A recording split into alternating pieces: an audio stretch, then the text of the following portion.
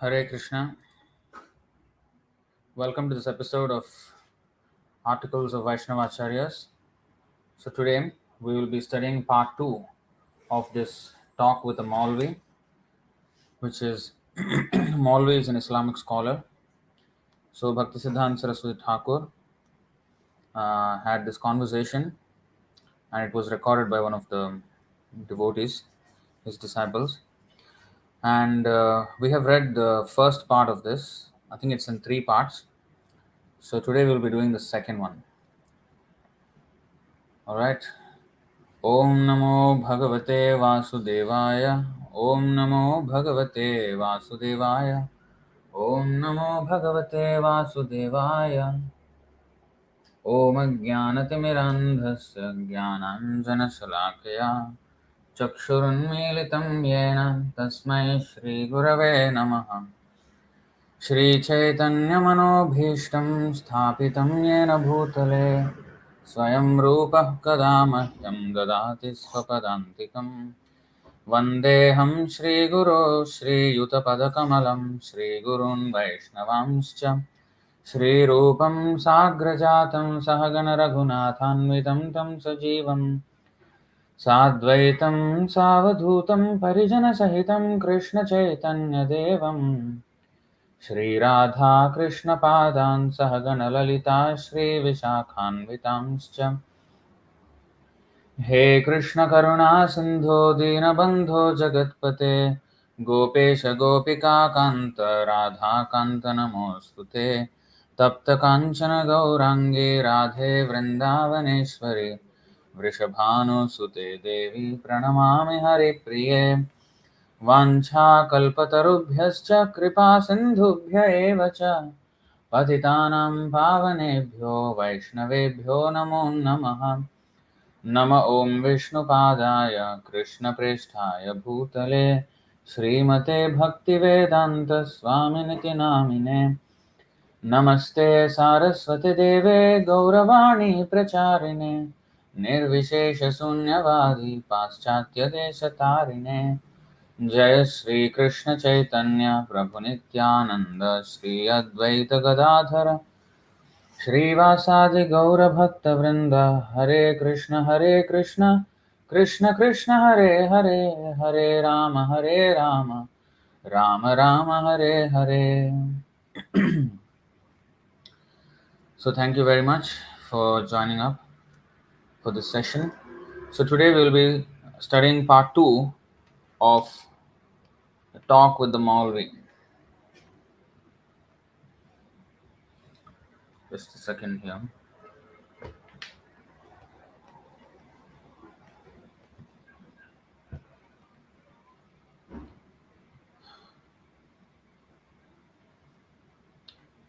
So continued from page 279 of February 1931. This is so Bhaktisiddhānta Sarasvatī Ṭhākura. I means Bhaktisiddhānta Sarasvatī Ṭhākura and M means the Moulvi. So Bhaktisiddhānta Sarasvatī Ṭhākura is saying, you cannot say that truth revealed in the Bible is not higher than what is revealed in the Quran. Still again, what is revealed in the Bhagavad is not also the highest than the Moulvi. But Hazrat Muhammad was the last and greatest Nabi. He might be the last, yet he might not be the greatest. Bhaktisiddhānta Sarasvatī Ṭhākura is saying, he might be the last, yet he might not be the greatest. Again, he might be the greatest, yet might not teach the greatest.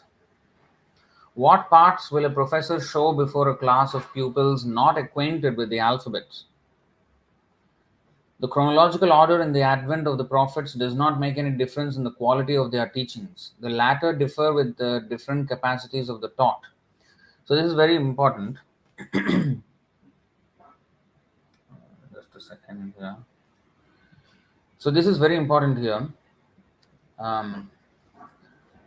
So even if they say that, Hazrat Muhammad is the last and the greatest Nabi or prophet, Now, Bhaktisiddhānta Sarasvatī Ṭhākura is saying he might be the last, yet he might not be the greatest. Actually, it is not even the last.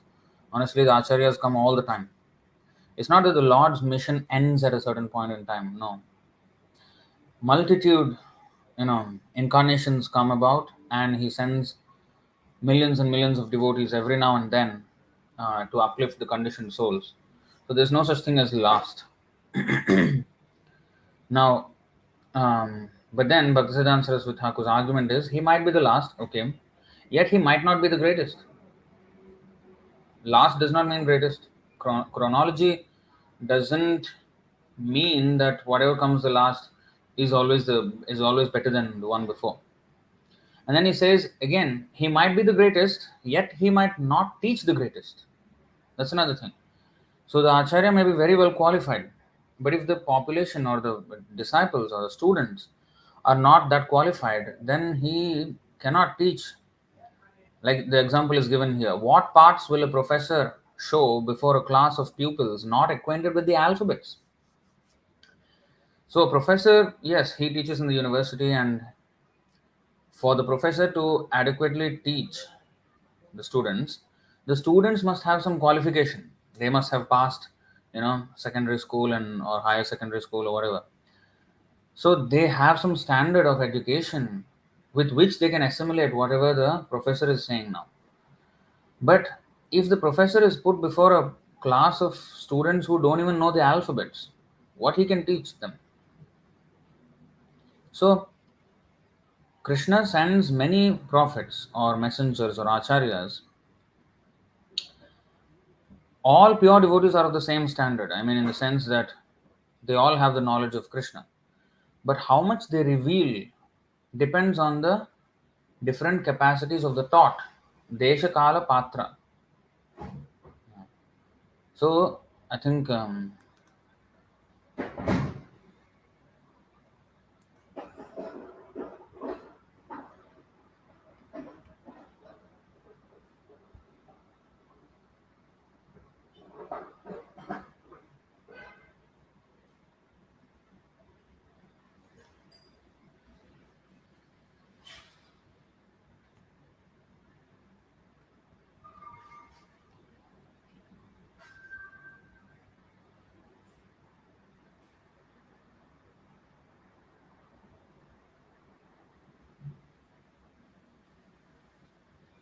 so, whenever we perform some religious act in terms of dharma, artha, kama, and moksha, we must perform it according to the time, place, and person. Kala, Desha, Patra. Narada Muni has already described the Desha, place, and Kala, time. The Kala has been described in the verses 20 through 24. So, anyway, so this is the point.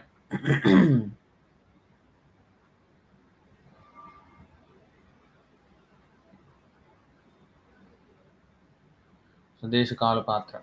So, anyway, so according to time, place, and circumstances, and the Patra means receptacle. Receptacle means which can receive something. So, the student is called the receptacle. A bowl is called Patra because it's a receptacle, it can receive or it can store some input. So, student is supposed to receive the knowledge given by the guru, and so there has to be qualification of the student. If he is not at all qualified, then what can be given? What parts will a professor show before a class of pupils not acquainted with the alphabets? The chronological order in the advent of the prophets does not make any difference in the quality of their teachings. The latter differ with the different capacities of the taught. So if the later students are not so advanced, then he has to, tell something which is very basic, even though he may come last, and even though he may be qualified. So this is a logical reasoning. This is proper reasoning.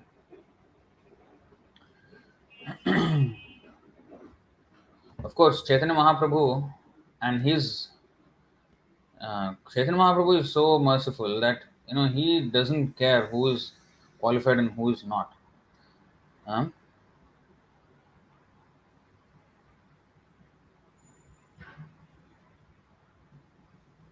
Adi 7:23. Patra patra vichar nahi nahi sthana sthan jay jaha paye taha kore premadan.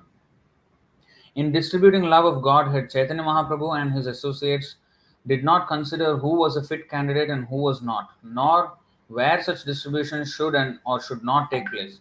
They made no such conditions. Wherever they got the opportunity, the members of the Panchatattva distributed love of Godhead. So this is Chaitanya Mahaprabhu's special mercy.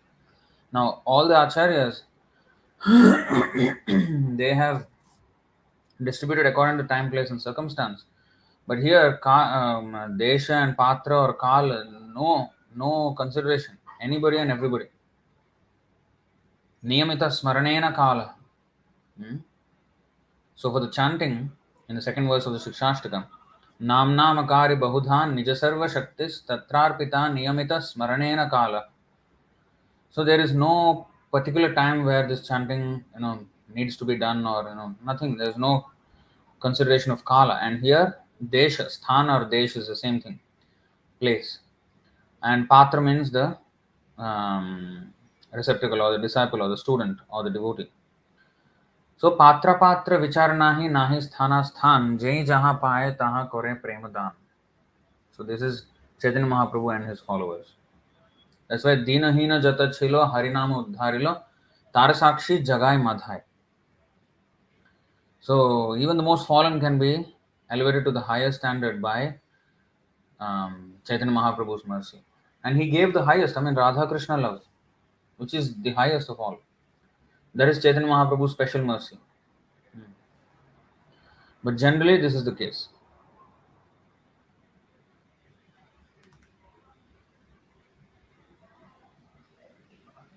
History shows that when the Hindu Aryans were reciting Rigveda hymns, the rest of humanity was being rocked in the spiritual cradle.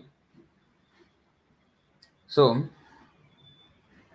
here, just before this statement, he said the latter differ with the different capacities of the taught. So, chronologically, if one comes last, it does not mean that he is the best or whatever he's teaching is the best.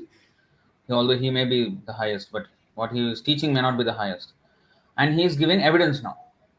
So, when far before in time, when the Aryans or the so-called now who are called the Hindus, when they were chanting the Rigveda hymns, mantras, very advanced in their religion and philosophy and everything, when they were so advanced chanting the Rigveda hymns, the rest of humanity was being rocked in the spiritual cradle. You know what's a cradle? The baby is born, they rock the baby in a cradle like that. So that means, in other words, the rest of the world, the people spiritually, they were very like infants. And here they were chanting Rigveda mantras, very advanced. And they were like infants, all the rest of the world. They're not very advanced in religion. Ours is the oldest religion. The historians put this date at 4000 BC, but the people versed in astrology take the date as far back as 10,000 BC. Evidently, these two classes of human beings must at any time require different treatments for their spiritual growths. An adult and an infant cannot be made to sit at the same dish. Now, this 4000 BC and 10,000 BC, this is what the historians say. But honestly, these Rigveda mantras and all this is going on since time immemorial, billions and trillions of years ago. Brahma, he came out and then he got the Gayatri mantra from Krishna. And then he imparted his knowledge to Narada Muni. And Narada Muni, when he imparted to Narada Muni, that is this day of Brahma. Brahma spent 50 years already of his life. So you just see trillions and trillions of years. That's why this is called Sanatan Dharma. It's not that there is a date in history where this religion started. No. Historians, they will put some date on whatever they understand or wish or whatever. But our religion is way older. There is no date. We cannot put a date to our Sanatan Dharma. The meaning of Sanatan is that. Sanatana means there's no beginning and there's no end. There was never in time when this religion started to, be practiced. No, it was always there. Sometimes it is lost, sometimes it is recovered or rejuvenated by the Lord. एवं परंपरा प्राप्तम इमं राजर्षो विदु सकाले नेह महता योगो नष्टः परन्तप स एवायं मया तेद्य योगः प्रोक्तः पुरातनः भक्तोऽसि मे सखा चेति रहस्यं हि एतदुत्तमम्. So in the fourth chapter, second and third verses. So he explains this thing, that in course of time, sometimes the sampradaya, the succession becomes broken, the science is lost. And then Krishna came again to rejuvenate that science by speaking this to Arjuna. Or sometimes he may come directly, or he may send his acharyas, I mean his devotees as acharyas or prophets or servants like that, and then revive again. So evidently these two classes, some say 4000, some say 10,000 BC. Evidently these two classes of human beings must at any time require different treatments for their spiritual growth. An adult and an infant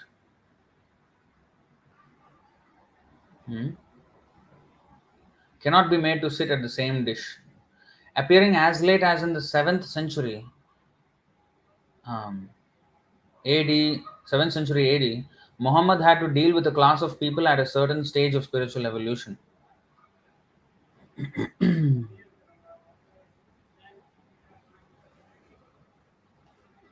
So Srikant Tupurani is saying, Western historians believe in so many weird things. The problem is they think some people from Europe came to India and they brought Sanskrit. It is totally wrong. DNA doesn't support this theory. Yeah, I mean, they want to show that Europe is the center of the whole world anyway. So that's their disease. They were nowhere in the picture until a few centuries ago. The civilization in Bharat was the most advanced civilization spiritually, materially, scientifically, every single way. They were way more advanced than any other civilization on earth. And this has been the case for millions of years. Only in Kali Yuga, Bharat, the land of Bharat, will slip in its importance. Every other yuga, Bharat will be very, very important. It is the most important land in the world. In Kali Yuga, it slips because religion goes down. So, this land, which is the epicenter of all religion, the importance also goes down. That is in Kali Yuga. And mind you, this Islam, in fact, I would argue even the Mohammedans or the Muslims, they do not know that Islam was not just started in 7 AD, 7th century AD by Hazrat Muhammad in this Kali Yuga. Every Kali Yuga, this Islam comes. This is also stated because in the Narasimha Puran, there is one verse. I think you all know.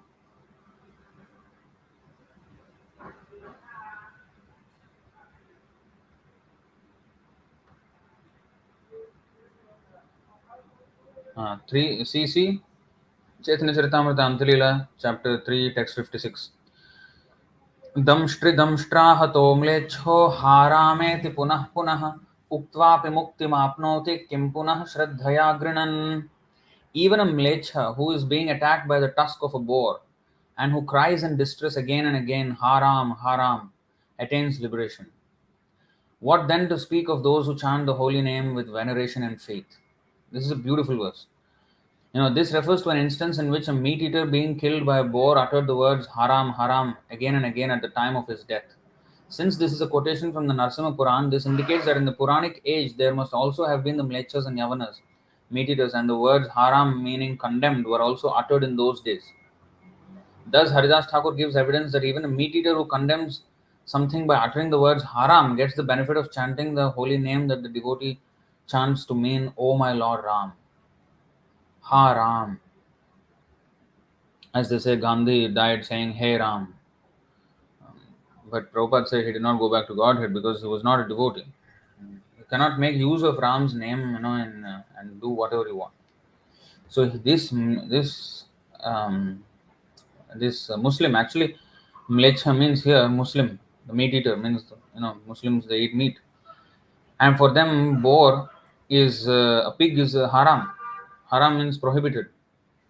But haram, haram, at the time of death. So Ram or the Lord is so merciful that haram, haram. Helplessly he was chanting, taking shelter of the name of Ram. Although he did not mean to say Lord Ram. So haram, haram he was chanting, and uktvapi mukti mapnoti. He attained mukti. So powerful is the holy name. And kim punah shraddhaya grinan. And those who utter the holy name with faith and veneration, with respect, how much more they will get benefit.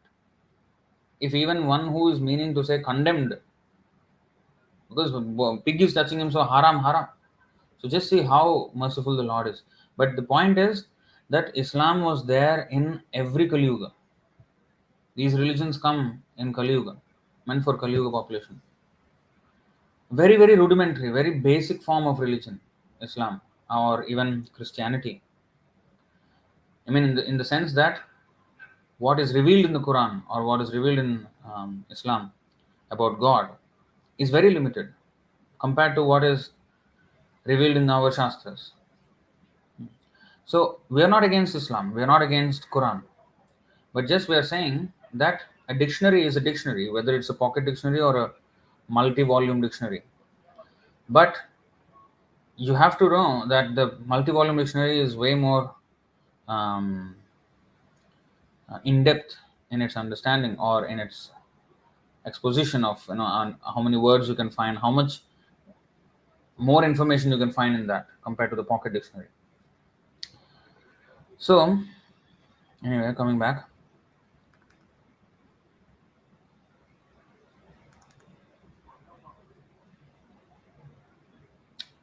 So appearing as late as in the 7th century AD, Muhammad had to deal with a class of people at a certain stage of spiritual evolution. So the evolution that Darwin proposed, that the body evolves, one body change morphs into another body over time, that is wrong. All bodies are always there, are always there. But what evolves is the consciousness of the transmigrating soul. The soul transmigrates from one body to the next higher body, to the next higher body, to the next higher body, like that, until it comes to human life. And in human life, he can choose which way to go, whether up or down. And according to his actions, he will be put in the next body, which is either higher or lower. Now, even among human beings, there are people who are not so advanced in spiritual consciousness, and some people who are very advanced. So, Muhammad or Hazrat Muhammad, he was dealing with a class of people who were very, very low in their culture. They were, first of all, nomads in the deserts and accustomed to all kinds of sinful habits. So he had to bring them up to God consciousness. Even Jesus Christ, for example, he was dealing with a fishermen. I mean, you can't expect very intellectual people among such community. There may be very rarely one, but mostly they are not so intellectually advanced. So he was dealing with those people. So how much can you expect to tell? How much can you expect them to tell these people about the knowledge of God, which requires, which is for Narottama. Like we have now one Acharya called Narottam Das Ṭhākura. Narottam means the best of human beings. So this is meant for the best of human beings. Manushyanam sahasreshu kaschit yatati siddhaye yatatam api siddhanam kaschin vetti mam tattvataha. Very, very rare, one in billions will be able to understand the science. And they were dealing with absolute downtrodden people. So they were doing this. But the Vaishnava that is the glory of a Vaishnava. He will go to any kind of person and try to elevate him. So Bhaktivinoda Thakur accepts Hazrat Muhammad, Jesus Christ, and Moses as pure devotees of Krishna. And in fact, he says Moses he is of the dāsa ras. Hazrat Muhammad was of the Sakhya ras, friendship, in the relationship of friendship with Krishna. And Jesus Christ was of Vatsalya ras. And then he said Madhurya ras haven't, all these other rasas like Dasya, Sakhya and Vatsalya have crossed the borders of India. And Such acharyas have, established religion in other parts of the world, but Madhurya hasn't gone out. So then he said, Bhaktivinoda Thakur predicted that soon there will be a personality who will spread Madhurya ras everywhere, and that is Srila Prabhupada. So you just see, Srila Prabhupada's position is among the absolute elites of the, you know, um, messengers of God, prophet. And in fact, to be very honest, not just because we are fanatical or because we are Hare Krishna we're saying this, or because we are Prabhupada's followers we're saying this. What Srila Prabhupada has given, no other prophet or acharya of any religion has ever given. No other. There's just no comparison of what Srila Prabhupada gave in these times when Kali Yuga is so much more prevalent and so much more you know, advanced. In these times, he gave the highest. So anyway, let's continue reading. Appearing as late as in the 7th century AD, Muhammad had to deal with a class of people at a certain stage of spiritual evolution. They were idolaters, deifying matter. Deifying matter. That means worshipping matter, um, worshipping Lat, Monat, and Gora, their original deities, till the number of their gods grew to be 360. So they were worshipping. So actually, it is very interesting because I also want to have a little bit of an understanding historically what was going on in the Middle East, the Europe, America, and Asia here, um, especially Malaysia. Of course, we have a little bit of traces of Vedic culture because the names and everything is just our names. In fact, here we can find in Indonesia people who are Muslims and the name is Shantanu, Sita, Nirmala. We have, I mean, I have seen people with those names and they're Muslims. So there's a clear cut connection, a complete, solid connection with our Vedic culture, but just that it was overtaken by the Muslims. Now, I want to actually know what exactly was the history before the taking over of the Muslims of these lands. And in Europe, before Christianity overpowered every other culture that was there. What was the religious this thing or status of those people? Because what I have heard in Serbia, there was one Serbian devotee who came here, and we were discussing about this. And there are so many words they have that are in Sanskrit in our. In fact, they used to have a goddess of the name Radha, Rada. I mean, in there they write differently. It's like a Russian way of writing. So, but it's pronounced Radha, Rada, and something similar to Krishna or something. So they have these things before, but it is so. See, when this is what happens when history is written by the winners of wars. When a person wins the war, he will write the history and he will try to cover up anything else that was greater than him or his story. So he will try to write his story. That is history. So it is always skewed. It is not very objective. It is not very. You can't believe every historical narration. What we learned in the history textbooks is a version of history that is given to us by the winners of the war. But it is not that the winners of the war were actually righteous people. No, they were not. Like, for example, I'll give an example. Hitler killed 6 million Jews in the Holocaust. Now, that is touted as the most, obnoxious, the most cruel, and the most heinous thing that has ever happened to humanity. Now, it is bad, definitely very, very bad. But it is not that he was the worst. They were worse. Like Winston Churchill, today, he is quoted. Sometimes his quotes are shared. Oh, Winston Churchill says so and so. And our ISKCON, this Gaur Gopal Das, he sometimes quotes Winston Churchill as if the guy is a big saint. That rascal killed 20 million people. Hitler killed 6 million.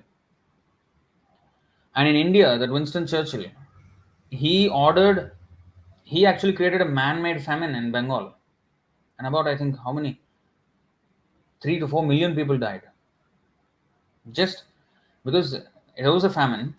I mean, there was already a scarcity of food, and the ships came with grain to port of Calcutta at that time, Kolkata now. But he ordered, no, no, no, don't unload the food there. Get it to Britain all the way, because we need to stockpile. Not even, there was no necessity in Britain. They needed to stockpile so that in the case of any possible war or whatever, we need to have some this thing. Excess, completely in excess. And here, people were dying, and he just did not bother.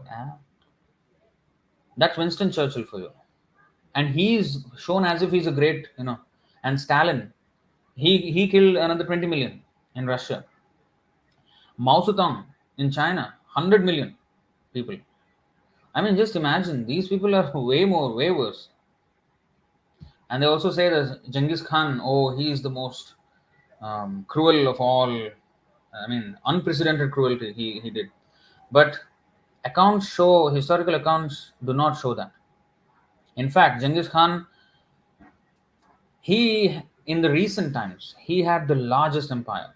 His empire stretched from parts of China and Mongolia all the way to the Middle East and Persia and even beyond, and even down south. But he never entered Bharat. He was actually quite a religious person, but he is portrayed by the Western historians as the most cruel ruler of all time, Genghis Khan. And they say that 1 in 10 people in Europe is a descendant of Genghis Khan. That many women he raped. But there are other accounts which show that he actually respected women, and in fact, when his people raped women, he in fact punished them severely. And he came until the borders of India at that time, near Afghan, that border. But he thought, okay, he saw these people are very religious. I will never conquer this.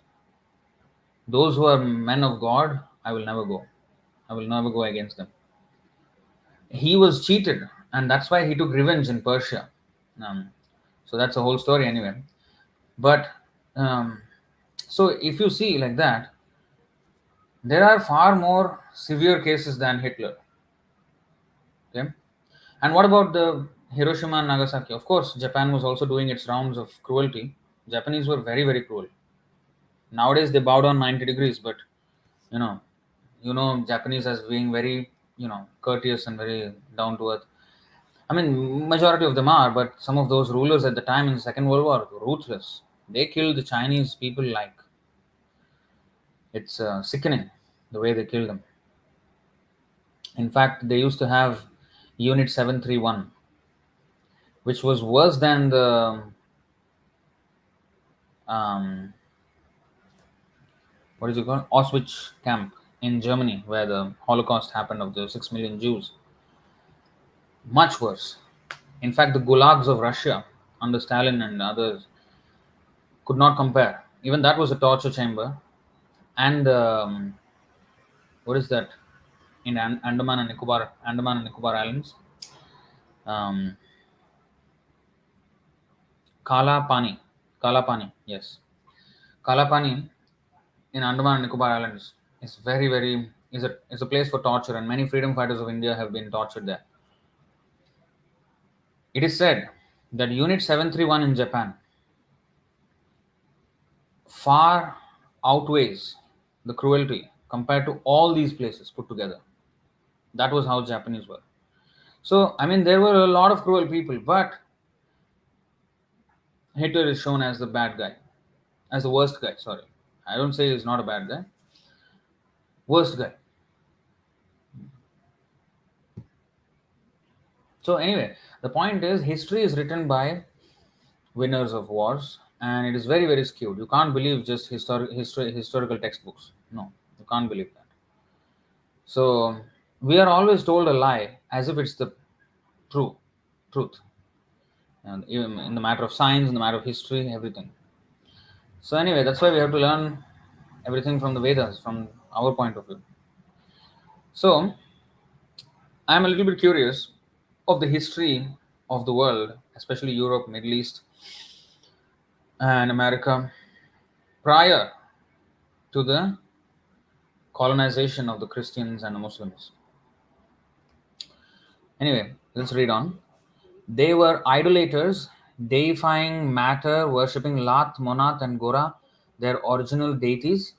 So they had these three deities, Lat, Monat, Gora, till the number of their gods grew to be 360. They observed national mourning if by accident any limb of any of these gods were broken. Now, our understanding of deities. Now, you may say that, oh, if anything happens to our deities, we also would react in the same way. Now, our understanding of deity worship, at least in our Hare Krishna movement, with philosophy, as we understand the deity worship, is far different from, idolaters. To create our own image, that is actually bhauma ijjadhi, to worship stones, that is actually takes us to hell. But here, what we are worshipping is deities. It's very different. It's ordered by the Lord. In fact, this is Krishna speaking himself. So anything like killing, for example, if I do it on my own, that is punishable. I'll go to hell. But if Krishna says, or sorry, if the government says that you kill now you're a soldier, you kill the enemy. Now the same killing is the same whether I kill on my own or kill under the government's order. But if I kill under the government's order, that is commended and rewarded. Whereas if I kill on my own, that is punished. So now Krishna is saying, Shaili Darumayi Lauhi Lepya Lekhya Chasaikati Manomai Manimai Pratima Ashtavidha Smrita. The deity form of the Lord is said to appear in 8 varieties: stone, wood, metal, earth, paint, sand, the mind, or jewels. So when the Lord gives a particular method, authorized method, and even the form is authorized, so then it is different. But if I create my own thing and I worship without any basis on Shastra, without any just whatever I'm doing, so that kind of thing is condemned. So they were doing like that at that time, and they observed national mourning if by accident any limb of any of these gods were broken. Now this is interesting actually that Lat, Monat, and Gora, because now we will never find these words. How Bhaktisiddhānta Sarasvatī Ṭhākura knew these things, and how he studied the history prior to Hazrat Muhammad, and because after Muslims have invaded these areas, every area that they went to, they destroyed all evidence of previous culture and previous religions that existed. Even in India, they tried to do the same thing. They burned the Takshashila University, right? And the university burned for 8 months. That many books were there. 8 months continuously. Just imagine, 8 months. So they tried to remove every trace of every history, and the same thing the Christians did in Europe. They tried to erase everything, every record of history that was there. They tried to erase. So therefore, it is very difficult to find such information. But maybe if we do some kind of research into this, we may find. And apparently, Bhaktisiddhānta Sarasvatī Ṭhākura knew that they were worshipping Lat, Monat, and Gora, these 3 deities, and which eventually increased to 360 deities. They observed national mourning if by accident any limb of any of these gods were broken. They understood brute force more than anything else. They were savages. They were tribals. They were savages, brute force. They were fighting amongst each other. Actually, this is also said. They were divided into different tribes, and these tribes were always fighting with one another. So this was the situation when Hazrat Muhammad came. So then he says, continues, when Muhammad began to preach, they firmly stood for their traditions and began to conspire to put an end to his life. So Muhammad, he was trying to preach the philosophy of one God, and who does not have a material form, and which is why Islam, is a, they consider it blasphemy if anybody creates a form of the Lord. And it's rightfully so. He does not have a material form. We have no right to create a material form of the Lord. But when the Lord himself gives, that is a different thing. Just like, I think the other day I was mentioning this in the class, there was this video of ISKCON devotee. I don't know whether it's a brahmachari or a sannyasi, but it was in saffron color. And then there is this Muslim man, preacher, and they were having this conversation on the streets. And it was a respectful conversation, but it was posted by the Muslim man on his YouTube channel. So I don't know if he has cut something out or something like that. But so he's saying, the Muslim man was saying that, you know, it's good that you also have a philosophy similar to ours, that, one God and all of that. You're not saying that there are many gods, unlike other Hindus. That's good. That's interesting to know. But you all have the form of the Lord and which you worship. Isn't that blasphemy? He was saying. How can you have a material form of the Lord? So again, deity worship. I don't remember exactly how the devotee answered it, but he did raise some good points. But I felt it was a little bit incomplete. Maybe it was cut off. I don't know, because the video was on the Muslim man's channel, so I don't know what he said and what he cut off. So I can't really be sure whether it's the full video.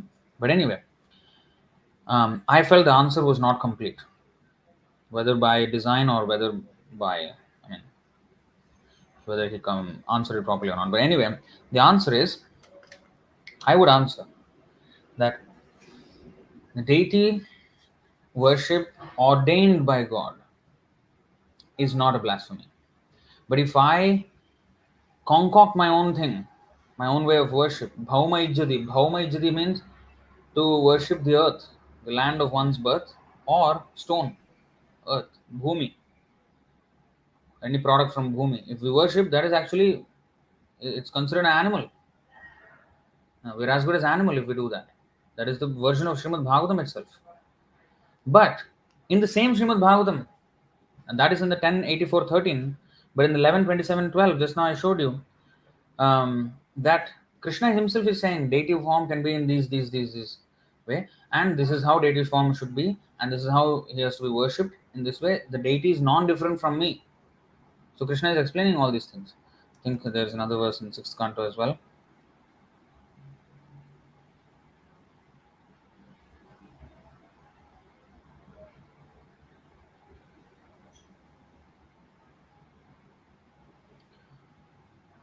अहम वै सर्वभूतानि भूतात्मा भूतभावनः शब्द ब्रह्म परम ब्रह्म ममोभे शाश्वती तनु.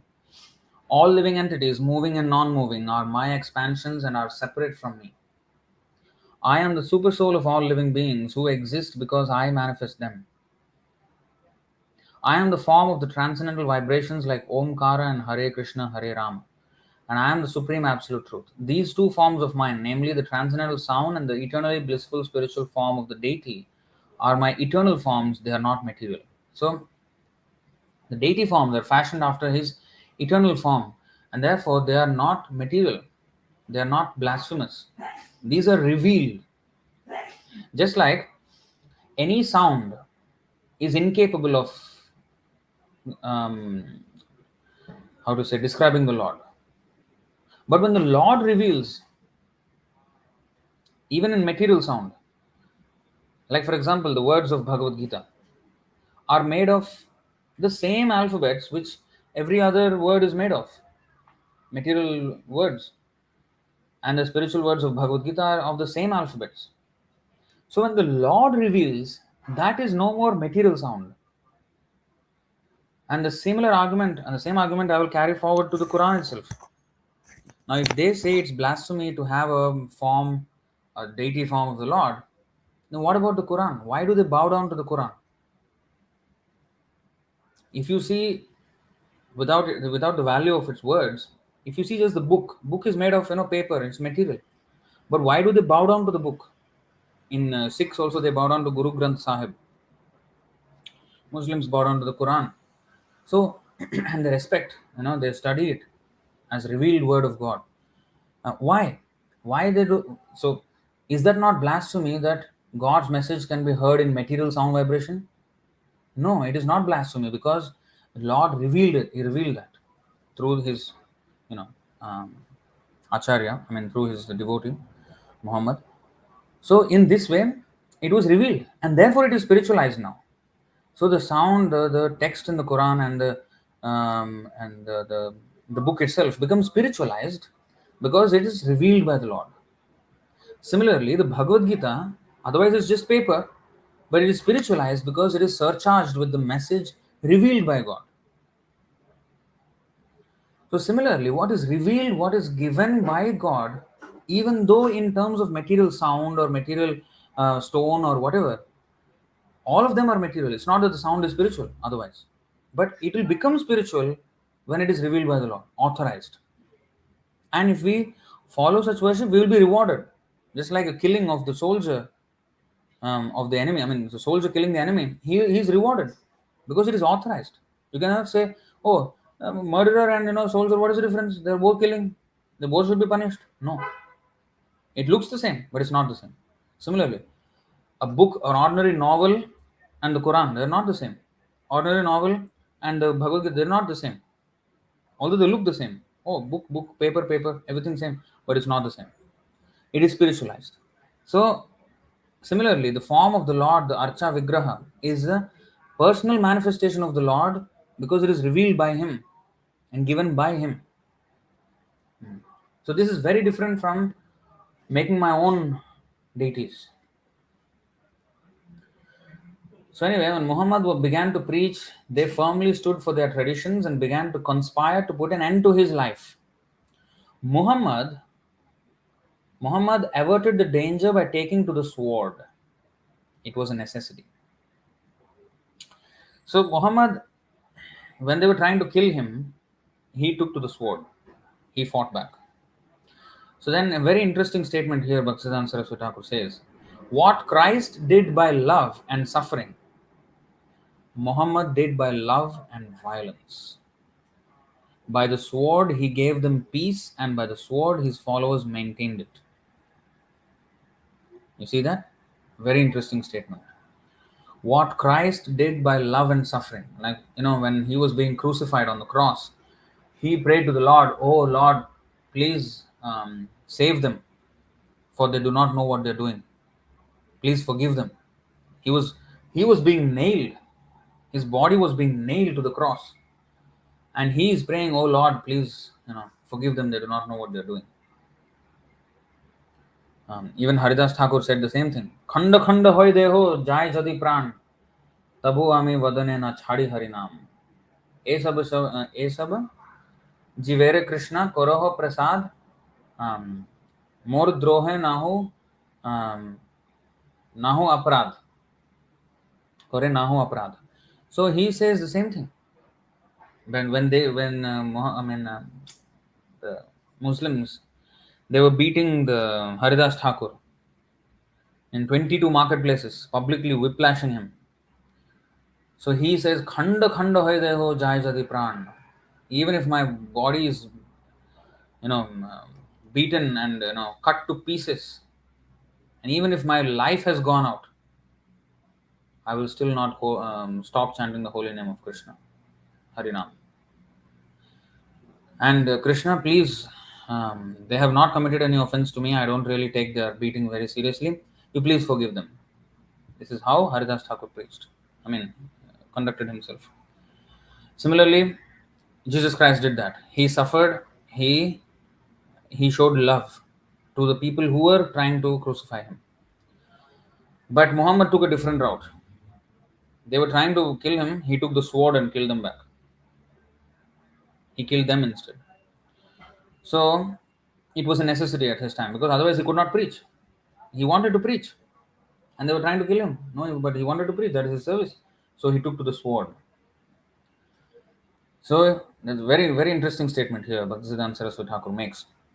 What Christ did by love and suffering, Muhammad did by love and violence. He's still out of love. He's still out of love. Just like Krishna, he incited violence in Arjuna. Arjuna was not willing to fight. But Krishna said, "No, you must fight. Kill your grandfather, kill your teacher, kill your cousins, kill your uncles, kill your nephews." Unprecedented violence. But when it is required, it is required. So, what Christ did by love and suffering, Muhammad did by love and violence. By the sword, he gave them peace. And by the sword, his followers maintained it. Even now, the custom prevails in the Mohammedan society of punishing a social crime by the method of public flogging. You know what's flogging? Cut off the heads, behead people publicly, and cut off their arms if they're a thief. Cut off their hand like that. This is the punishment. So that nobody else would dare, and there will be peace. So, in that way, because they were savages, they could not understand a very civil way of dealing. They understood violence. That was the language they understood. So, Muhammad had to preach in the language they understood. So, that was the original situation of Muhammad and his preaching.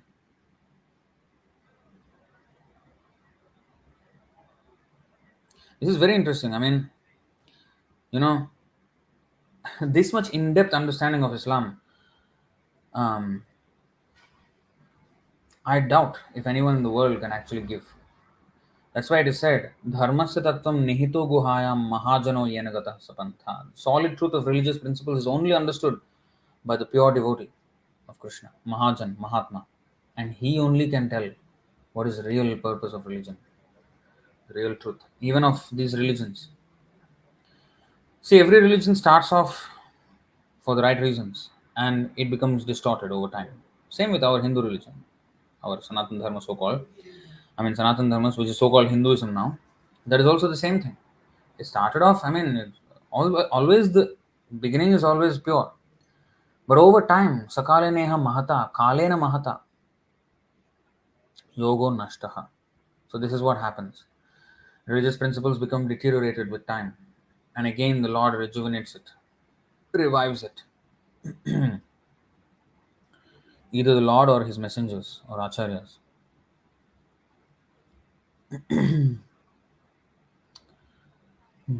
So some people are commenting that Mohammedanism is anti-human, anti-civil society, anti-democracy. So let's not create some hate speech here. That's what I'm saying. What is today going on? The extremism under the heading of Islam. That is not what Muhammad intended in the beginning. The reason for his execution of violence was different from what these extremists do. So let's not equate them both. Okay? And let's not create hate. We're not here to go against the Muslims or so, nothing like that. We are here to understand our Sanatan Dharma and Islam in the right perspective. As Hazrat Muhammad himself started it, the original version of it, not the extremist version that it is quite known today. There is also a reason why that became popular. There are certain people who came in history who started this kind of thought, and they laid down active policies on how to actually expand Islam or something like that. And some of their ways were not very civil, very savage. So it took a different turn after Hazrat Muhammad. But that's what here it is said here. We will read on and we will try to understand. We're not here to just wage war with anyone. We have to our and also we are not cowards. We are not cowards. We are not saying here, oh, you cannot say anything against them, or don't say anything against them, and then just be afraid of them. No, we are not that. We have to know how to solve this problem or this tension, not only between Hindus and Muslims or anything like that, but any religion. Nowadays, the theme is tolerate every religion, and try to appreciate every religion. Now, we do that inherently. As Vaishnavas, we do that inherently because we understand the real aim of religion, all religious life. We know the aim. But we can't tolerate the distorted form of religion that now exists. That's why I am dead against Hindus who today very much practice it in a very distorted way. We cannot be at peace with that. We have to follow everything purely. And people think, and even governments today think, that if everyone goes to be too religious, they will have very strong opinions about their religions, and everyone will have these strong opinions about their own religions, and then there will be a strife. So their idea of dealing with it is, yeah, appreciate all religions, and tolerate every religion, and say nice things, and don't talk about anything bad, and don't discuss too much, because yeah, you can discuss, but it may lead to strife. So zip, that's not the way to deal with it. Srila Bhaktisiddhānta Sarasvatī Ṭhākura in fact wrote another article, which I don't know if we have read it here or not in this forum of articles by Vaishnava Acharyas. He wrote an article in the Harmonist where he says there should be an open dialogue. I think we did read that, or maybe not. So there should be an open dialogue. In fact, he said um, governments should host, just like we have sports, right? There is arena, big stadium, and sitting grandstand and everything, all the funfair of everything that goes on with the sports events or something like that. They make huge arrangements for this kind of thing. So if they really want, they can arrange open discussions where people of all religion they come, and there can be dialogues, um, like this religion and this religion dialogue, and then this religion and this religion dialogue, this religion, and then each of the debates have to be in civil language. There should be no inciting of any anger or hatred in the public, or any vulgar words or any nonsense words, and everything has to be respectful. And if there is such dialogues, and instead of a tournament where like for example cricket, two teams play against each other, the winner plays, the next round goes to the next round, something like that, and it goes to the final, and then final who wins, right? So if we can have that kind of model where it's not exactly about winning, but yeah, in a debate somebody has to be a winner, right? So each can give their logical points of view, which is, and there has to be an impartial judge, referee, who has to judge, panel who has to judge, and they have to judge solely on the basis of the arguments presented, and in that way, and audience are free to come and watch, maybe at a paid, maybe by ticket, whatever it is. Audience can come and watch, and it has to be very civilly, I mean, in a civil way it has to be done. If it is done this way, Bhaktisiddhānta Sarasvatī Ṭhākura said, surely the real religion, the essence of all religion will shine. And he said, Gaudiya Vaishnavism, Chaitanya Mahaprabhu's philosophy, will shine as the best of all, because it already has all the tenets of every single religious denomination that exists, and it has way more to offer, way more than that to offer. It already contains everything else, and it has things that no one has ever even heard of. So that is the way we have to do in today's, I mean, we have to. So even when we are you know understanding these topics, these are considered sensitive topics. Oh, Islamic scholar speaks with Bhaktisiddhānta Sarasvatī Ṭhākura, it's considered a sensitive. Oh, don't offend, don't. We're not here to offend. In fact, we're not here to offend. In fact, when Prabhupada went to America and Australia, some of them asked, what is your opinion on Jesus Christ? Prabhupada said, I accept him as my guru. And everybody applauded. Wow, they did not expect that answer. They thought he was trying to combat their religion and trying to show that he's his superior. So we may show ours as superior, but not by offensive presentation. It's through love and it's through compassion that we have to show this. And it's not simply to win against the other religion. No, it is to actually show that what you are practicing is what we are practicing. It's just that there is more. If there is anywhere that more knowledge is there, you should always accept. So we are not fighting with you. We are not. We don't have anything against you at all. That's why we don't have anything against Quran. In fact, in the first session when we did this, there were so many quotations from Quran, right? That Bhaktisiddhānta Sarasvatī Ṭhākura quoted, and all of them are Vaishnava quotes. We can corroborate similar quotations from our scriptures, Bhagavad Gita and Srimad Bhagavatam. How can we disagree? We can't, and we won't. Uh, but it's just that we are showing that yes, these are all there in our scriptures also, and we have something which is not there in any other scripture. So in this way, we have to present in a loving way, in a compassionate mood, not in a competitive mood. That competitive mode is very rajasic, is very in the mode of passion. That doesn't work. That will create only more strife. So that's not the way to approach this. Okay. Yeah, somebody is saying this happens in Indian news channels. Yeah, there will be a huge panel, 10 people. Arnab Goswami will be the conductor of such events, proceedings, and he will start. And before the other guy can reply, he will intrude, and then 10 people will be talking at the same time, and you have to hear all the cacophony. So that's that's not what we want. That's not what we want. So there is a way to do it, but somebody has to agree to do it, right? The government has to agree to do it, and so these, so we have to not just can't be satisfied with just these live streams that we're having now. These have to go into public discourse eventually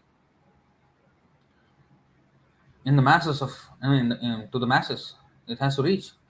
So we have to look towards that end, that it has to go out all the way. But the public has to be ready for um, such a such an arrangement.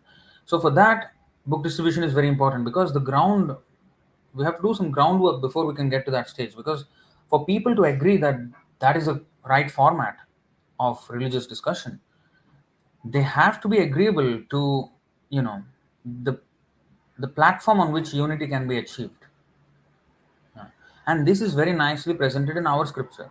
Savai pumsam paro dharmo yato bhaktiradhokshaje ahaitu kyapratyahata yayatma suprasidati. We don't say that Hinduism is better than Muslim or Muslim is better than Christian. We don't say, all these nomenclatures are not important. Whether we have learned to love God, that's it. That is what matters. Yeah.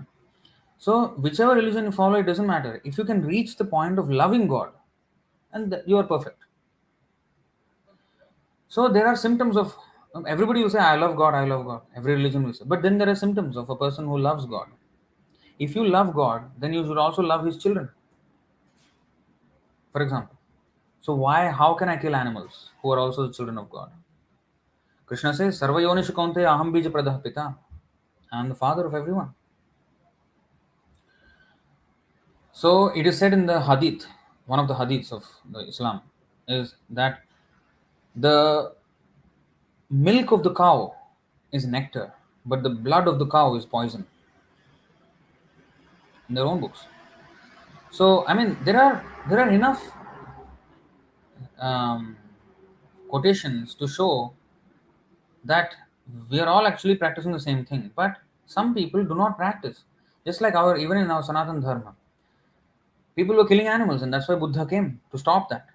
But that animal killing, that thing is differently enjoined in the Vedas, but they were following differently. So similarly, there may be some animal killing by sacrifice, kurban, and all that may be there, but it's to actually discourage it, not to encourage it. But over time, things become distorted and skewed, and that's where the problem actually lies. It's not with Jesus or Muhammad or Srila Prabhupada or Chaitanya Mahaprabhu or any of the acharyas that the problem is there. No, it's not their problem actually. It is the followers who distort, and then that becomes a problem. And then people equate that version of the religion to the actual original religion that was actually preached. So that is where the disconnect is. So we cannot make that mistake. So now let's continue to read this. Um, it is supposed by many that the sword aggravates the peace breaking tendencies. Whoever takes up the sword is supposed to break the peace. Again, the sword, while it punishes the crime, leaves untouched the cause.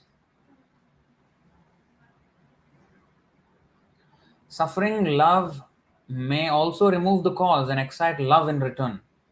See, you may say, oh yeah, some people are killing Muhammad. I mean, people are trying to kill Muhammad and then he took up the sword. Yeah, that makes more sense. Jesus Christ was not, why did he, suffer in love? But sometimes that also is a tactic to work. That may work because if I become compassionate and, actually I pray on behalf of, you know, for those who are giving me suffering, that may actually cause a change of heart in those who are, you know, meeting out such suffering. So that is also another tactic.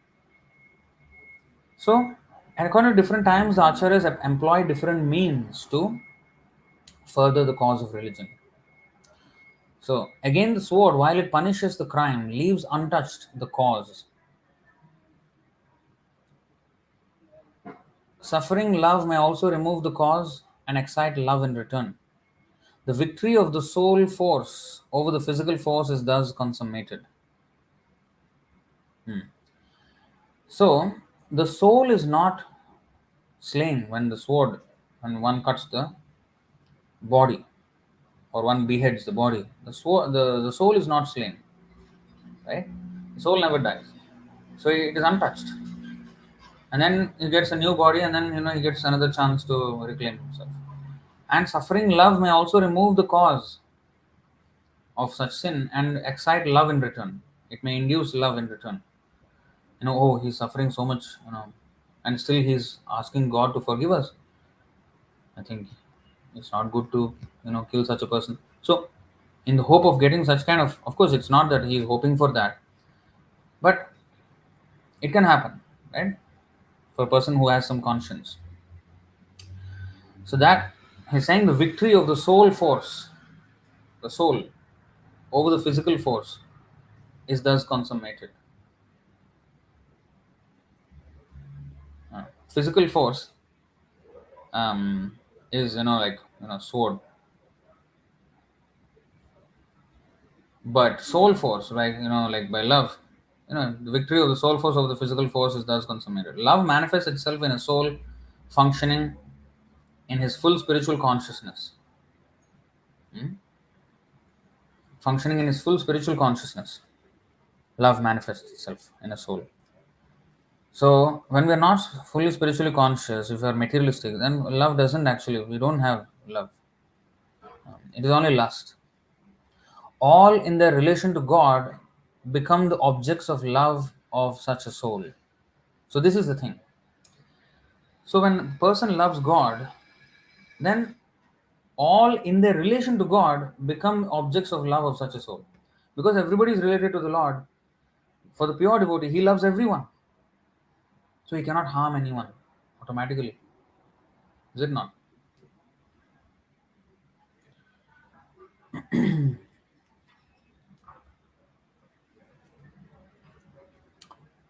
Okay, there are some questions. We will answer them later on. Okay.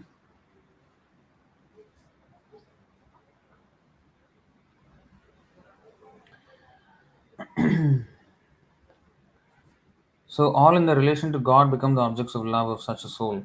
Christ cannot be held to have succeeded among the Israelites.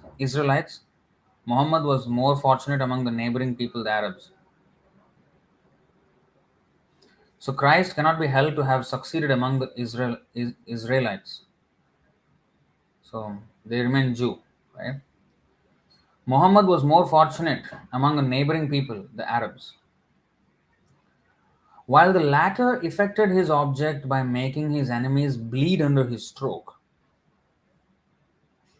the former laid down his life on the cross with no less powerful admonition.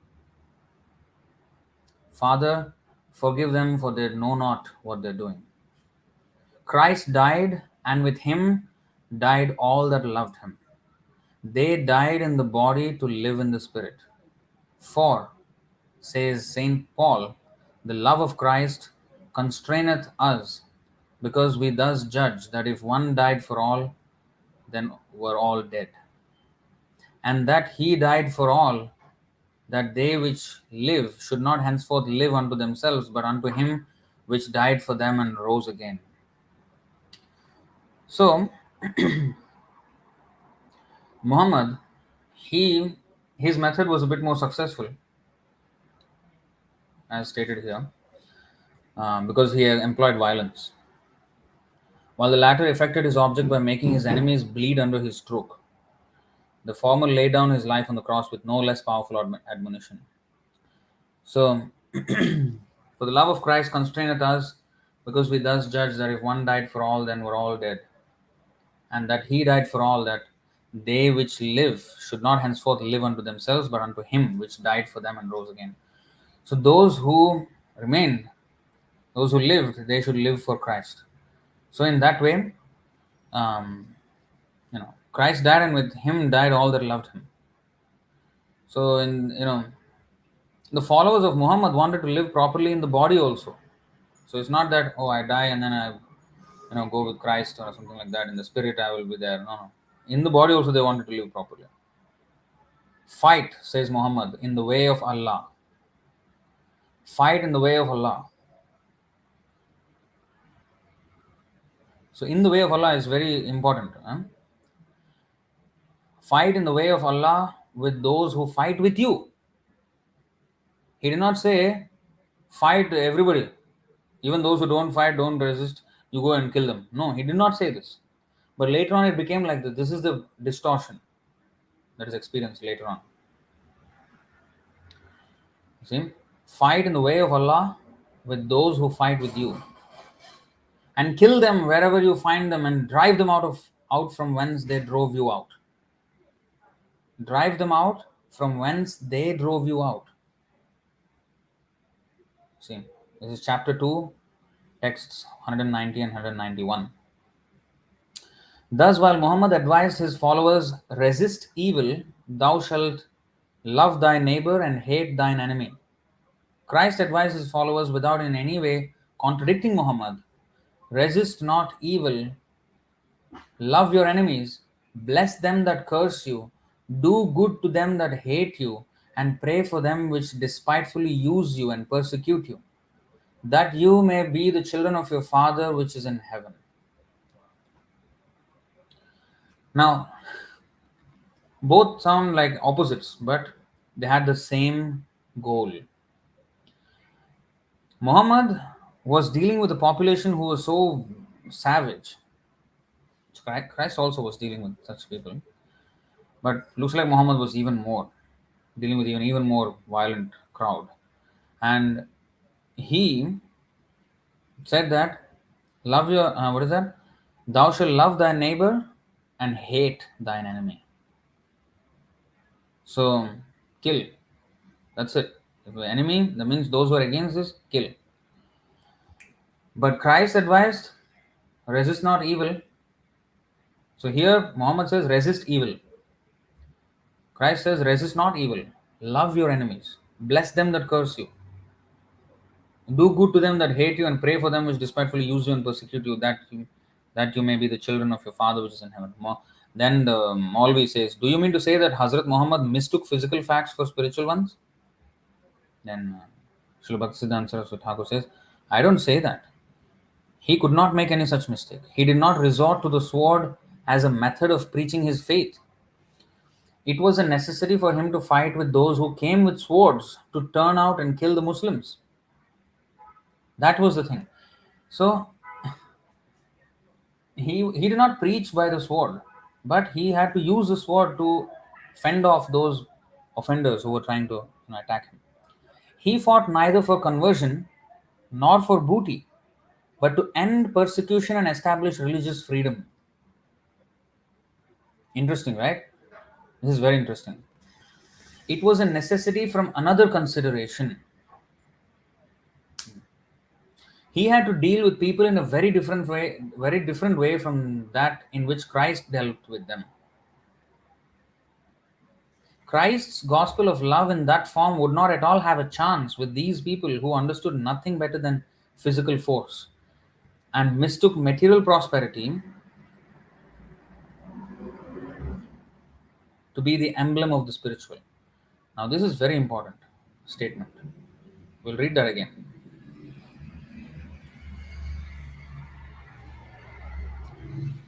he, meaning Muhammad, did not resort to the sword as a method of preaching his faith.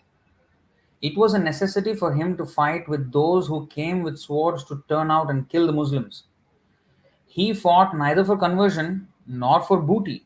So booty means, the war booty. I mean, when the winner of the war, they take all the wealth of the losers, right?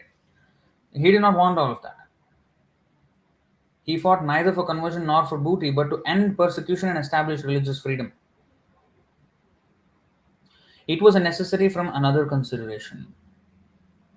He had to deal with people in a very different way from that in which Christ dealt with them.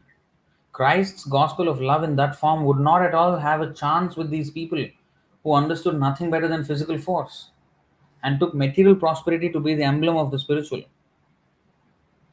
So that means, in other words, if we have more wealth, that is our success of our religion.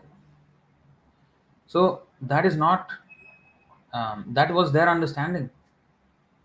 That was the kind of people he was dealing with. So he said Christ's method would never would have stood a chance with these people. They will be, oh, forgive them for they do not know what they're doing. They just mercilessly will wipe him out, behead him, and that's it. They're done. But that's what they had. No, they were savages. He was dealing with savages.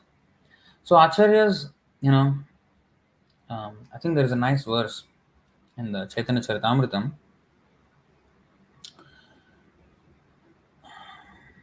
Adi, I think 7th chapter, 37th verse. I do not know.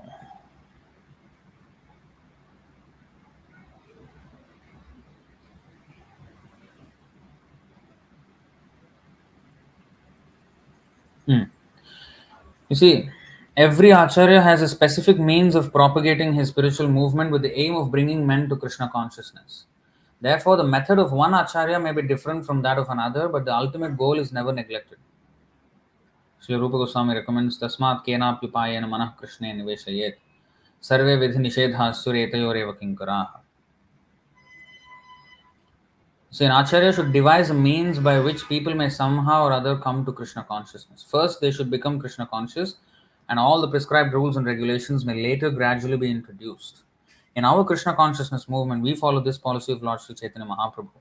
For example, since boys and girls in the Western countries freely intermingle, okay, this is more detailed, but the principle is this: an acharya, has a specific means of propagating a spiritual movement with the aim of bringing men to Krishna consciousness. Therefore, the method of one acharya may be different from that of another. So here we see that method of Christ and method of Muhammad was different, but the aim is one. Though for smallness of number, the followers of Muhammad at first hesitated to risk their life in a battle with a large, well-armed body of the enemies, Muhammad exhorted them to do so as ordained by Allah. He says, fighting is enjoined on you and it is an object of dislike to you. And it may be that you dislike a thing which it is good for you. And it may be that you love a thing which it is evil for you. And Allah knows while you do not know. Beautifully said. Even for us. Anukulyasya sankalpa, pratikulyasya varjanam. This is mentioned by Rupa Goswami also, the same thing. That we have to accept things that are favorable for devotional service, even if I personally dislike them. And I have to reject things which are not favorable for Krishna consciousness, even if I would have personally liked them. So the same thing is here. Even Arjuna also in Bhagavad Gita, Arjuna did not want to fight. But he may not like to fight, but Krishna wants him to fight. And Krishna knows what is good for us and not Arjuna. And Arjuna just had to follow Krishna's order. So the same thing is said in the Quran. So you see how much it coincides with the message of our Bhagavad Gita. How is it different? Muhammad says, fighting is enjoined on you and it is an object of dislike to you, and it may be that you dislike a thing which is good for you, and it may be that you love a thing which is evil for you, and Allah knows while you do not. So just follow. That was his injunction. The sword in the hand of Muhammad was like the magical rod of Moses. He wrought miracles in the battles. With 313 ill-equipped and inexperienced men, he routed a large, well-trained and well-equipped army of Quraysh of Makkah at Badr. People began to flock to his camp. So, this is where Muhammad gained popularity. He had a very small number of followers in the beginning, 313 ill equipped and inexperienced men is what he had for an army. And as Bhaktisiddhānta Sarasvatī puts it here, the sword in the hand of Muhammad was like the magical rod of Moses. He wrought miracles in the battles. Wherever he went, nobody could defeat him. Nobody. With 313 ill-equipped and inexperienced men, he routed a large, well-trained, well-equipped army of Quraysh of Makkah at Badr. People began to flock to his camp. People, wow, who is this miracle of a man? Let me join. They just joined. Flock. It was more the love for fighting and collecting booty than his faith that attracted those people in such large numbers. Now, this is where the disconnect is, which Hazrat Muhammad's mission and his followers' mission became different here. You see, people began to flock to his camp. It was more for the love of booty, the war booty and the enjoyment that they can have, the excitement of war that attracted them, and not for the faith. So it was more for the love for fighting and collecting booty than his faith that attracted those people in such large numbers. Islam began to manifest more as a power than as a faith. Soon after Muhammad had passed away, his followers began to strike terror into the hearts of all by their cry, Allahu Akbar, which, losing all its spiritual significance, became merely a war cry. Today also, if you see those extremists, they do Allahu Akbar and then burst a bomb there. Allahu Akbar. What has it become? God is great. That's such a nice thing to say.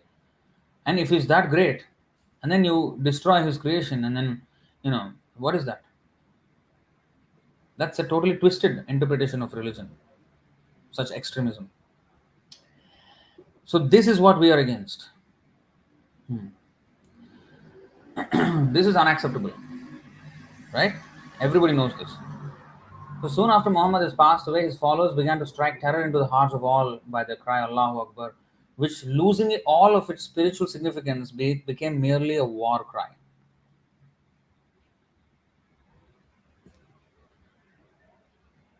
The vast territory extending from Spain in the west to Burma in the east felt the weight of their arms.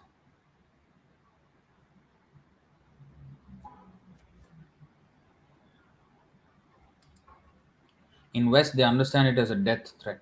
See, it has taken on that connotation because of such activities by unscrupulous followers. They are not the real followers of Hazrat Muhammad.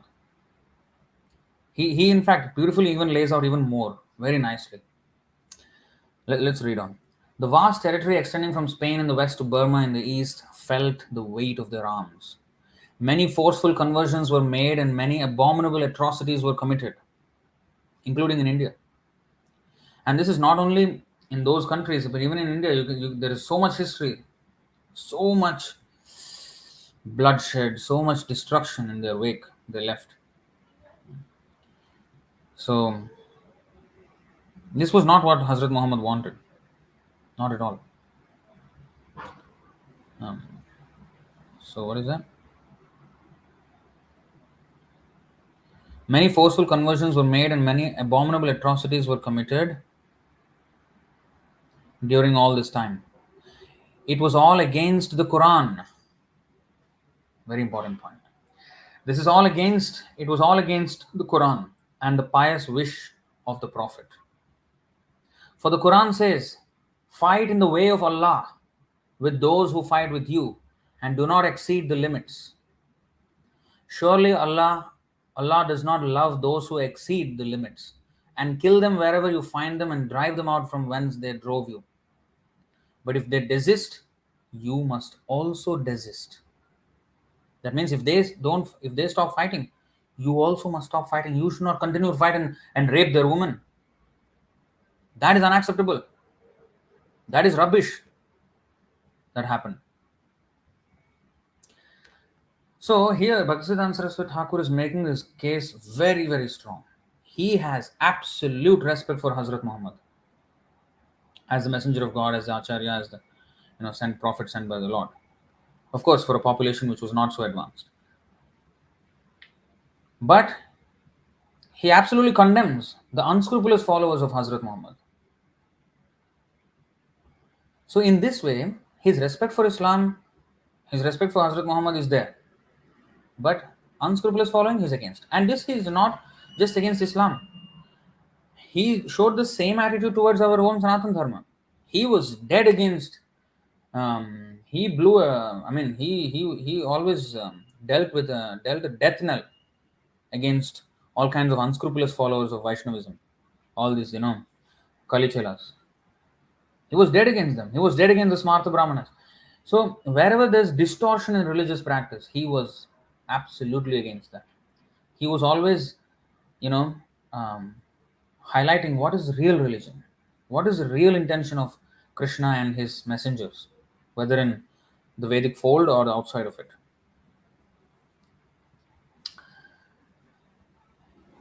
So if it is presented in this way, there will be no hatred. If it is presented in this way, to a sane population, of course.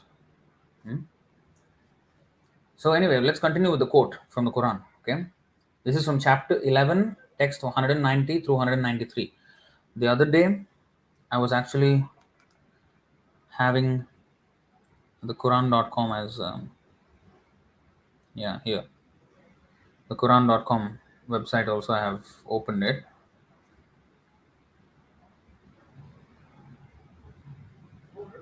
I think it's what chapter 11. Sorry, chapter 11.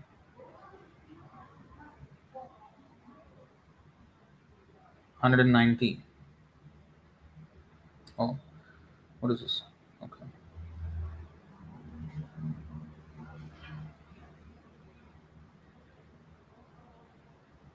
They are 123. What is this? What book is that? Let me go back to that. Chapter 11. What is this book?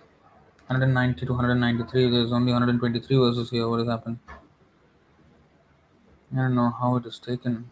Maybe the numbering is wrong somewhere else. Maybe the numbering is a bit off here because there doesn't seem to be having 190 verses in the 11th chapter of the Quran.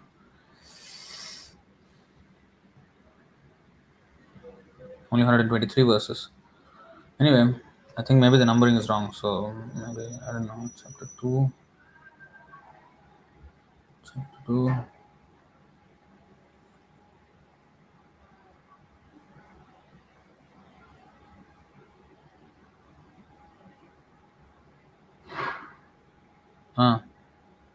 You see, it is not chapter 11. It's supposed to be chapter, I guessed it right.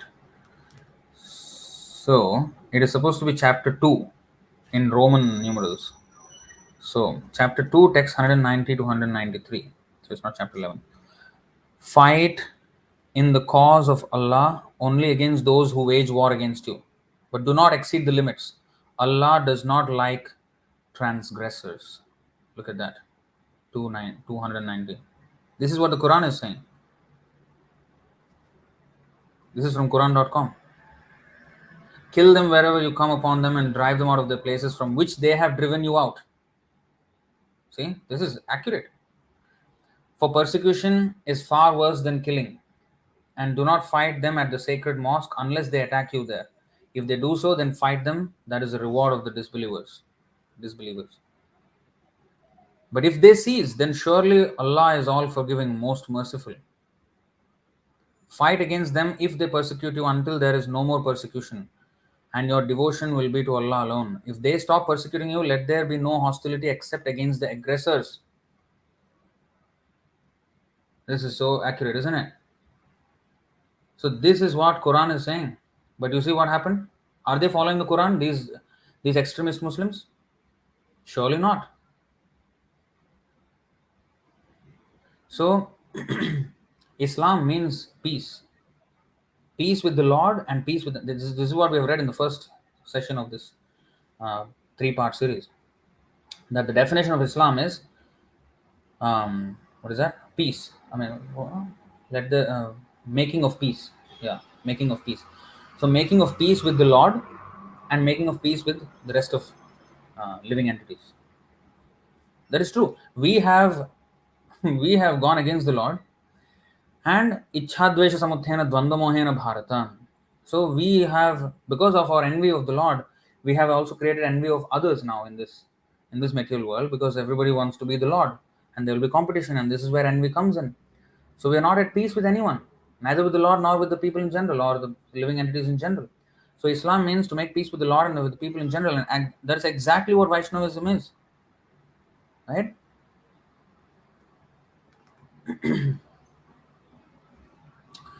So this is very, very clear here. So Bhaktisiddhānta Sarasvatī Ṭhākura is quoting all these things. You see, his scholarship is unmatched. Unmatched. Against all these clear injunctions of the Quran, you see, against all these clear injunctions of the Quran, they began to fight aggressively with all the neighboring nations. Instead of fighting in the way of Allah, they began to fight in their own way. They fought these wars as jihad, bringing untold sufferings upon millions, either defenseless or ill defended, but certainly not aggressive. They were not aggressive. They were defenseless or ill defended, no, not very much defended. Muhammad fought to end persecution and to establish religious freedom, but his followers began to fight to enforce religious persecution and to establish religious intolerance. Look at the choice of his words. It's just so poetic and so meaningful and full of, um, substance. Every single word is so powerful. See, Muhammad fought to end persecution and to establish religious freedom, but his followers began to fight to enforce religious persecution and to establish religious intolerance. So it's very different from what Hazrat Muhammad actually left them with. Everywhere they were indeed dreaded but not loved. The Muslims began to be known in this way. Even now. Even now. Not in this part of the world. This part of the world they're quite friendly. But in my own city, I come from Hyderabad in India. In Hyderabad, there is the old city and the new city. The old city has majority of Muslims. And it's a known fact for everyone who lives, and especially Hindus who live in Hyderabad.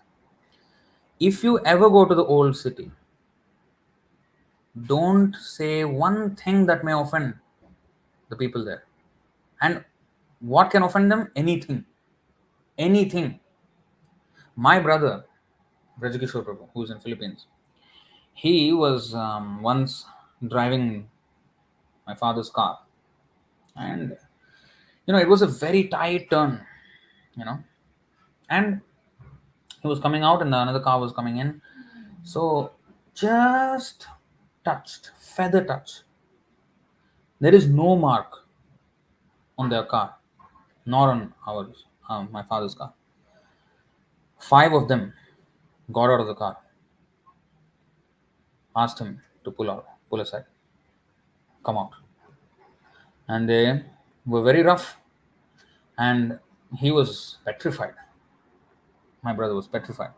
And he was just a young boy, young boy. And eventually they asked him to pay up about some 5,000 rupees or something, which is unimaginable. Nothing close to that. In those days, like 15, 16 years ago, 5,000 rupees, and for nothing. There's no damage at all. And they said, you have to pay up if you want to, go home safe. That's the language they use. And he said, I don't have any money, but I can call my father. Can you help me call my father? They said, okay, here's your phone, call him. Then he called father, and then father said, okay, I'm coming. Just stay cool, I'm coming. So he came and he paid them whatever they wanted. I think 4,000 or something like that. And then he took my brother to his side, and then He sat in the car and then smiling, but of course with a tinge of sarcasm. But he did not show it as much in the expression. He smiled at them and said, "Thank you for letting my son alive. Thank you for letting my son stay alive." He said like that, and then smiled at them and then left. That's the kind of terror they exude, the feeling of terror. So that was how they persecuted for centuries in India, at least in India. So everywhere they were indeed dreaded but not loved. Nowadays they call it Islamophobia. So I think the word Islamophobia is,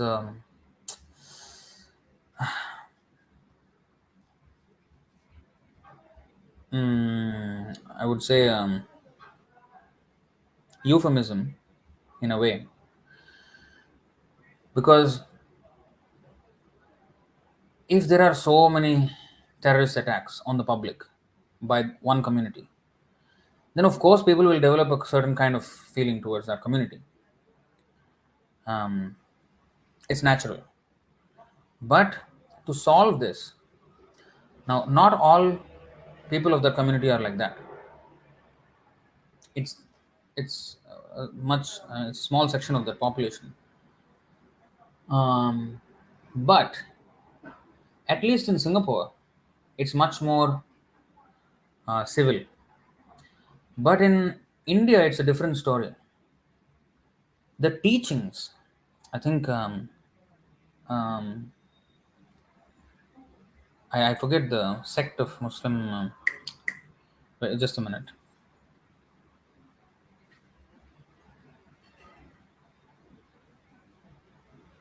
Wahhabi, the Wahhabi sect of Muslims, they are very much into this fighting spirit. And in India, even today, the madrasas, they teach these violent aspects of, um, and they don't base themselves on Quran exactly, but also on Quran and also Fatwa Alamgiri by Aurangzeb, of all people. Aurangzeb, who had no, he's a completely religiously intolerant fellow, who's a savage himself, and he did a code of conduct for Muslims, and also some these violent elements. So these are preached, although not everyone practices to the extent of terrorism that happens when it happens.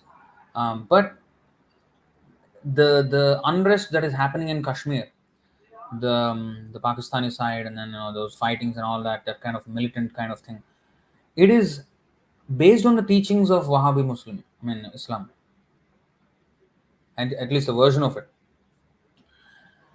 Um, so in Singapore, it's very different.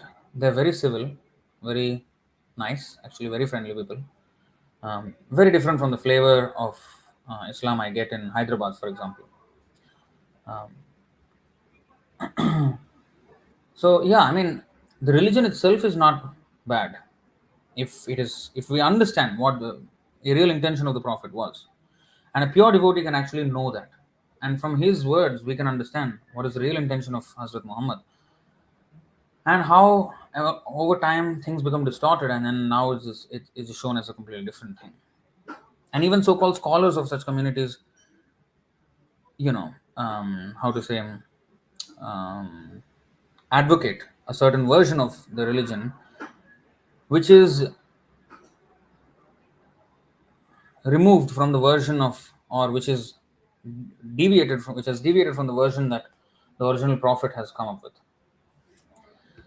So anyway, um, everywhere they were indeed dreaded but not loved, though they themselves held in esteem all these their military achievements as the emblem of spiritual progress, leading them to Bahast, I think, which is, I don't know, maybe Jannat or what, I don't know. In fact, the gospel of love that Muhammad wanted to preach was entirely lost upon many of his followers. This was the problem. It is now very difficult to say whether by Islam, as it was practiced by most of the kings and conquerors, we would understand making of peace or breaking of peace. So, he is making a very interesting point. Now, Islam is making of peace or breaking of peace. It has become like that. At that time, in India, it was very rampant. I mean, for centuries, all the big temples, all were razed to the ground. There was merciless um, killings everywhere, all over the country. So, so now we do not, he's saying it is now very difficult to say whether by Islam, as it was practiced by most of the kings and conquerors, we would understand making of peace or breaking of peace. So then the Moulvi says, don't mind the bad followers. By the religion of that section of his followers, you cannot ascertain the religion of the Prophet, which is true, which is correct. By the religion of that section of his followers, you cannot ascertain the religion of the Prophet, which is absolutely correct. With regard to the actual creeds of the different prophets, I think we cannot say anything positively one way or the other. Then Bhaktisiddhānta Sarasvatī Thakur said, it is true, a tree is said to be known by its fruits. Phalena Parichyata. You cannot deny that the whole nation showed this mentality. See, he's saying the whole nation, the entire India, showed this mentality towards the Muslims at the time. But they could not leave the sword which Muhammad, compelled under certain circumstances, advised them to use. So, although people were dreading them, they did not give up the sword. Why should you use the sword when everything is already, much more peaceful and they had so much control? No, why there's persecution more and more? But they could not leave the sword by which Muhammad, compelled under certain circumstances, advised them to use. When any of the Muslim warriors committed an act of atrocity, the whole nation acclaimed it. I shall be glad if you admit that Muhammad's followers went astray as soon as Muhammad had passed away. So this is what he's saying. And this is the point of the debate. He's saying, I shall be glad if you admit that Muhammad's followers went astray as soon as Muhammad had passed away. So he wanted the Moulvi to accept this. We are not against Islam. He's saying we are not against Islam. We are not against Muhammad. But would you not admit that his followers went astray after his passing away? They aggressively fought with the Hindus and the Christians, demolishing their temples and churches and building mosques in their stead. Are you prepared to characterize all these achievements as un-Islamic, unpeaceful? They are. They are. Then he says, I can give you from our own scriptures an instance how the prophets teach different things at different times. Okay, this is our own scripture, not your own. I can give you from our own scriptures an instance how the prophets teach different things at different times. Lord Buddha has been described as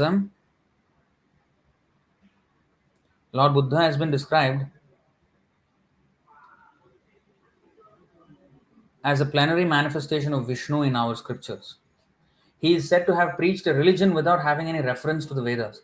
This is the view of Buddha's own followers in the historical period. And why? The Hindus at the time misunderstood the teachings of the Vedas and were bathing their altars with blood of animals, nay, of human beings. Wow. Not just animals, human beings were also killed. No religion can claim a high altitude that does not provide for the safety of the lives of the lower order. Absolutely agreeable point. No religion can claim a high altitude that does not provide for the safety of the lives of the lower order. That means if I kill the lower animals or others, I cannot be a very high grade religion. Or I'm not practicing the high grade or the actual version of it. I'm practicing some watered down, lowered, like really downtrodden version of it. So no religion can claim a high altitude that does not provide for the safety of the lives of the lower order. Slaughter of animals for food as well as for sacrifice is abominable. Whole India turned Buddhist. There was no altar to receive the blood of animals and no house to cook fish or meat. The object for which he came was achieved and he passed away. The people, however, could not be left for a long time without Godhead to love. Now, Sin was stopped, but there was no Godhead for them to love. There was no God for them to love. So where they will, where they will repose their love? Again, it will be lust. So that has to be quickly brought back. Um, Shankaracharya, who is no other than Shiva, then appeared on the scene by the command of Vishnu. He showed the way how to investigate into the truth with the help of the scriptures. People began to worship the Vedas again. India then got rid of Buddhism. Now, should we take to Buddhism again? Certainly not. For in that case, we would be attempting to go back. Our scriptures also prohibit it. So Buddhism was meant as a stepping stone to something else, to bring back the Vedas.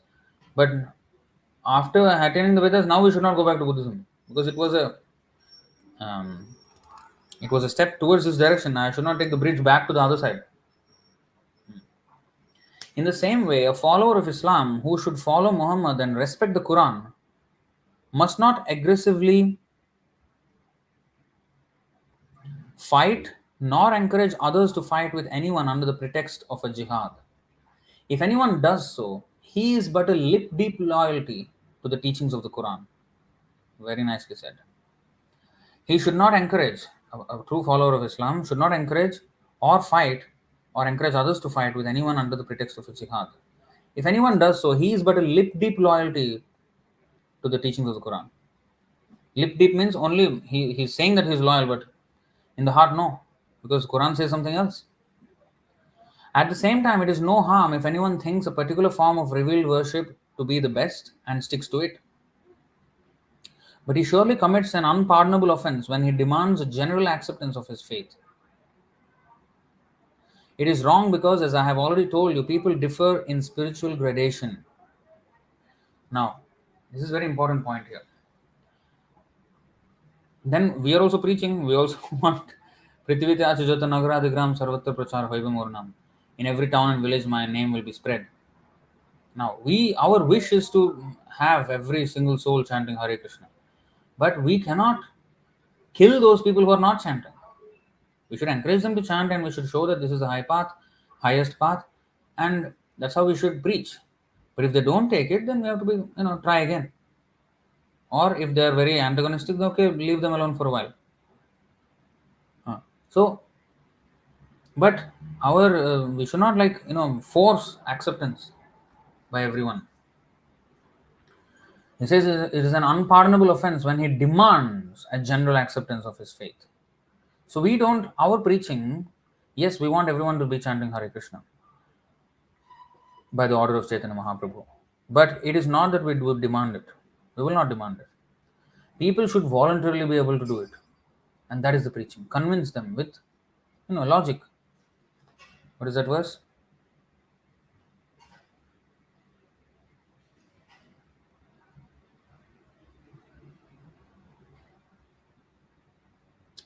Shri Krishna Chaitanya Daya Karaho Vichar. Vichar Korite Chitte Pave Chamatkar. If you are indeed interested in logic and argument, kindly apply to the mercy of Sri Chaitanya Mahaprabhu. If you do so, you will find it to be strikingly wonderful. So, let them use all their logic. Let us give them all the material for them to study. We have our books. Bhagavad Gita, Bhagavatam, Chaitanya Charitamrita, Nectar of Devotion, Nectar of Instruction, all Prabhupada's books. Let them read. Let them read. And let them apply their logic. Let them apply all their brains to understand the message. Then they will understand that there is nothing even close to this. It is the highest. So, we are not demanding. We will share.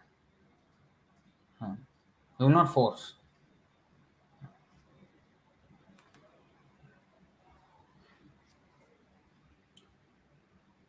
We will prove them wrong if they are doing something wrong. But we will not force them to follow. If they have intelligence, if they understand, yes, they will come and follow. But it is not that those who do not follow, we just behead them. No, we're not going to do that. It is wrong because, as I've already told you, people differ in spiritual gradation, and this is the thing. People differ in spiritual gradation. So for somebody who is not ready to accept the highest thing, he cannot accept it. He just cannot. Then he has to, follow something which is of his standard. That's why there are, even in the Vedas, there are tamasic, rajasic, and sattvic scriptures meant for that class of people, those classes of people, respectively. So it is meant to elevate them to the next higher stage, but it is not. It is not that only one thing and then others have no chance. No, this is the unique thing in our Vedic Sanatan Dharma. The people of all, all parts of the spectrum of the three modes and beyond it have their um, systems to follow to elevate themselves. So those who want to eat meat, for them there is this Kali Puja, where there's Balidan only on Amavasya once a month, new moon day, and that's when they can kill and eat. And after saying this prayers and also defining what meat is, Mamsa Khadati iti Mamsa, I am killing you now, so you have the right to kill me in your next life. So by saying that, one can kill. So the whole point is to discourage and slowly elevate him to the Rajasic and eventually Sattvic. But those who are in the Sattvic are not supposed to go back to the Rajasic and Tamasic scriptures and follow those injunctions. No, it's all meant for elevation. So we should understand the purpose of all these different classes of religious scriptures and practices, and allow them to follow and rise. At the same time, show what is the highest. By the mercy of the pure devotees, even the most fallen, if they are fortunate, they will take up and then they will become devotees. So, this is the point. So, continuing to read, the apparently different teachings of the different prophets are really not different as regards their fundamental principles.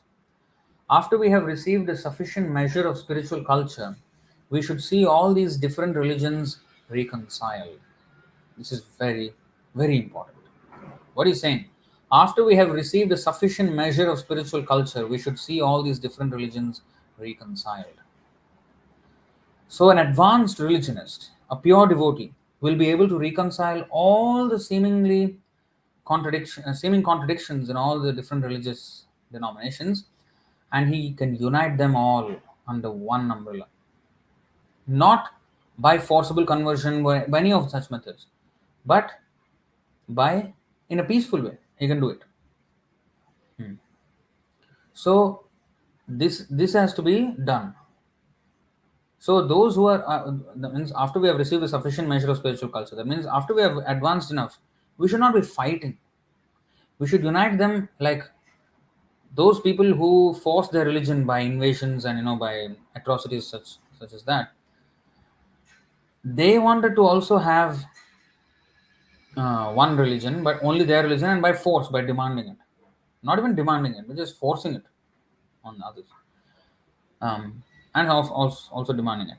So ours also, we also want one religion. Yeah?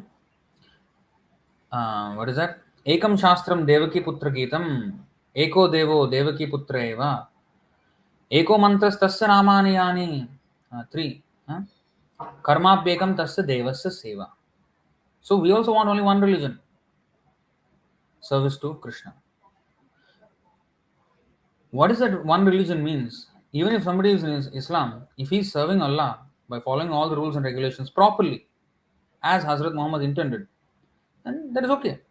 But if he's deviating, that's another thing. Even if Hindu, if he's deviating, that's another thing again. So, any deviant practitioners cannot be equated with the right followers of the religion. And then we should be able to reconcile. Like you see, this conversation is so mature. Now you really have a very, very different perspective on Quran or Muhammad or Islam. Very different perspective. At the same time, we will not go to Islam. Because we already have all the teachings of Islam in our scriptures. And we have teachings which are nowhere else to be found. Such exalted science is there in our scriptures. Because if we say that we are against Islam, then we are against Krishna.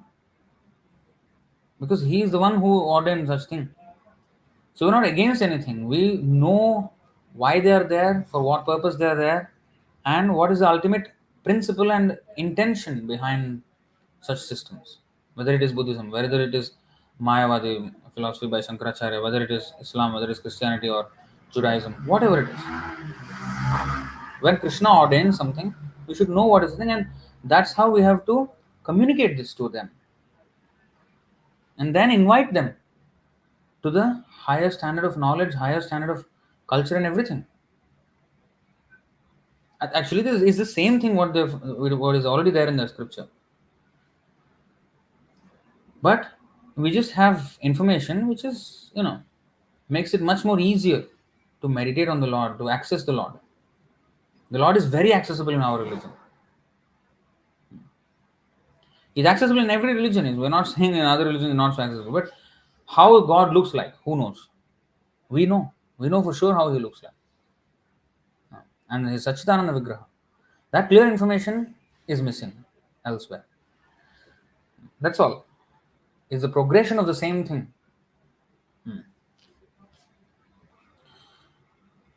That's why there is this nectar of devotion. One of the offenses is to blaspheme any scripture of the Lord. You should not blaspheme.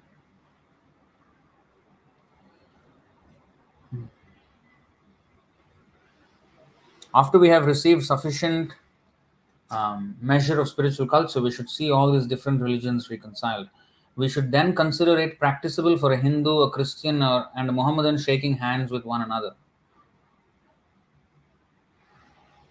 Though prophets appear at different times in different places, yet one does not come to annul the teachings of another. Very good point, right? Though prophets appear at different times in different places, yet one does not come to annul the teachings of another. Of course, sometimes it does happen, like Buddhism came and Shankaracharya kind of terminated Buddhism in India. And Ramanujacharya came to annul the teachings of Shankaracharya. But they also recognized their role. See, Shankaracharya is Lord Shiva. He was ordered by Narayan to preach this. And that same Narayan preached Buddhism. And his devotee is preaching something to drive away Buddhism. Is Shiva against Narayan? No. So everything has a reason and a purpose why they were followed in that particular time, in the Desha Kala Patra. So there's no annihilation of anything. It is just a progression or teaching of the same thing, and as much as possible. And with the mercy of Chaitanya Mahaprabhu, one can have access to the highest philosophy. Even the most downtrodden person can have access to the highest philosophy, and that is exactly stated in this verse.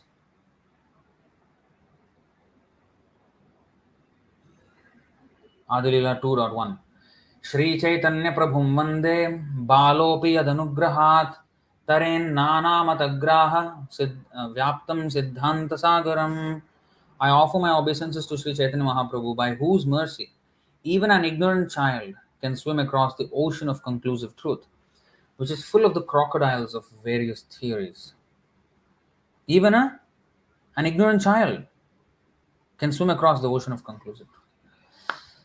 So this is the mercy of Chaitanya Mahaprabhu.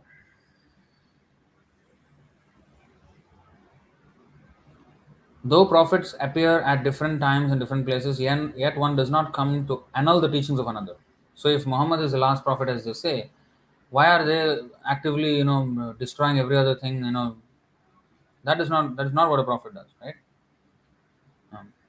Nay, one practically preaches the doctrine of those that went before him and will come after him. In fact, he will follow in the footsteps of the predecessor acharyas.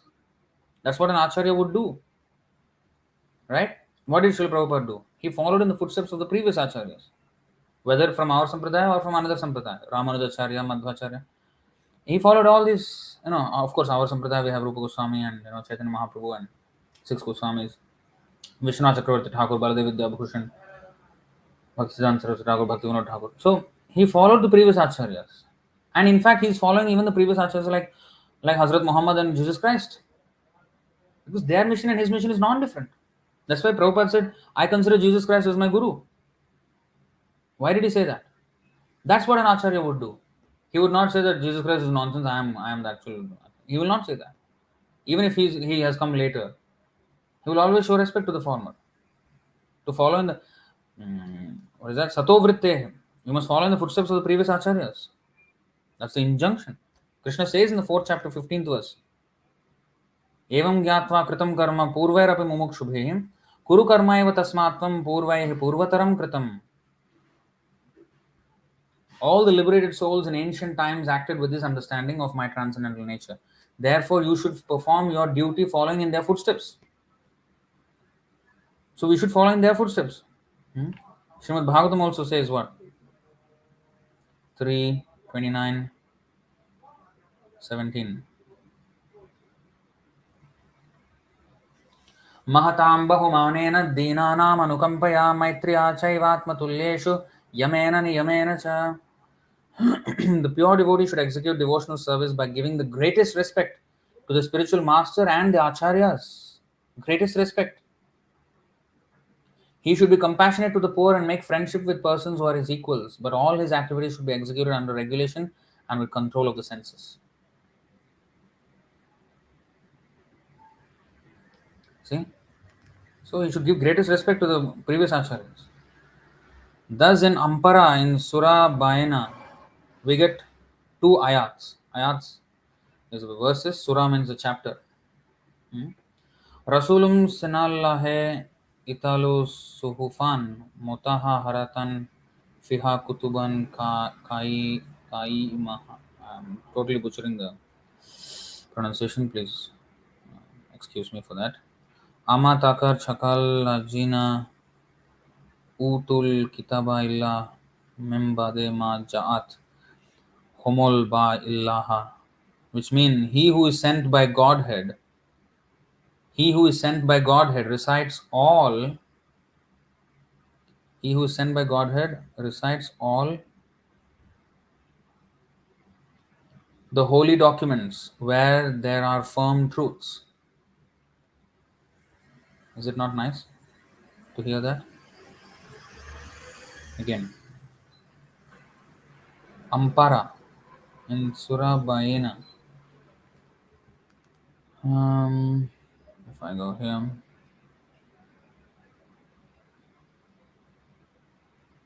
I don't know where Surah Bayana.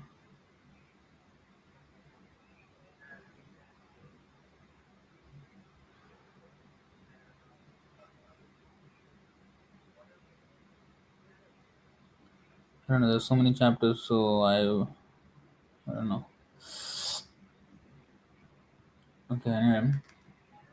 So this verse is there that he who is sent by Godhead recites all the holy documents where there are firm truths. I mean, recites all the holy documents. See, in chapter 2 and verse number 136, it has been definitely laid down that Islamic baptism requires a belief in all the prophets of the world. Let's go to chapter 2, text 136. Okay, we're in chapter 2.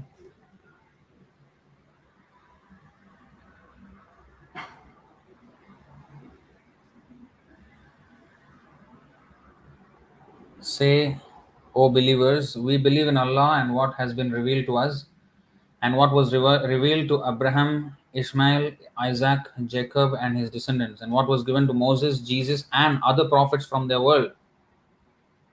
We make no distinction between any of them, and to Allah we all submit. Look at that. This is from the Quran. So, in their own Quran, it is said that they accept all the prophets. This is such beautiful quotation, I mean, so many nice quotations from Quran. So in chapter 2, verse 136, it has been definitely laid down that Islamic baptism requires a belief in all the prophets of the world. We here below state the verse in translation of Moulvi Muhammad Ali, MALLB.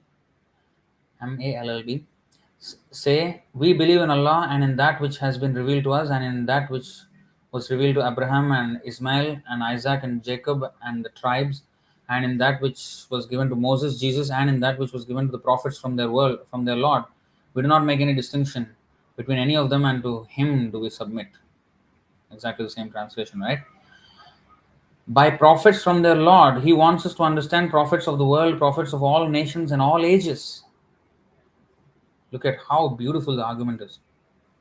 How can you deny this argument? Evidently, you do not sufficiently respect your prophet if you dishonor others. Now, this is even more. See, evidently, you do not sufficiently respect your prophet if you dishonor others. It means if I say that I honor Hazrat Muhammad, I don't honor any other prophet. That means I'm dishonoring Hazrat Muhammad. Because Hazrat Muhammad said, you have to honor all others, all other prophets of the world. So therefore, you're saying evidently, you do not sufficiently respect your prophet if you dishonor others. You dishonor the Quran if you dishonor the Bible or the Bhagavat. Because the Quran says this, that you have to, you know, respect all the prophets of the world. So if you dishonor the Bible or if you dishonor the Bhagavat or the Bhagavad Gita, you dishonor the Quran. Look at this argument. Absolutely waterproof. Quoting from their own scripture, but that's true. All are his prophets and all are his books. Just beautiful, isn't it? Just beautiful.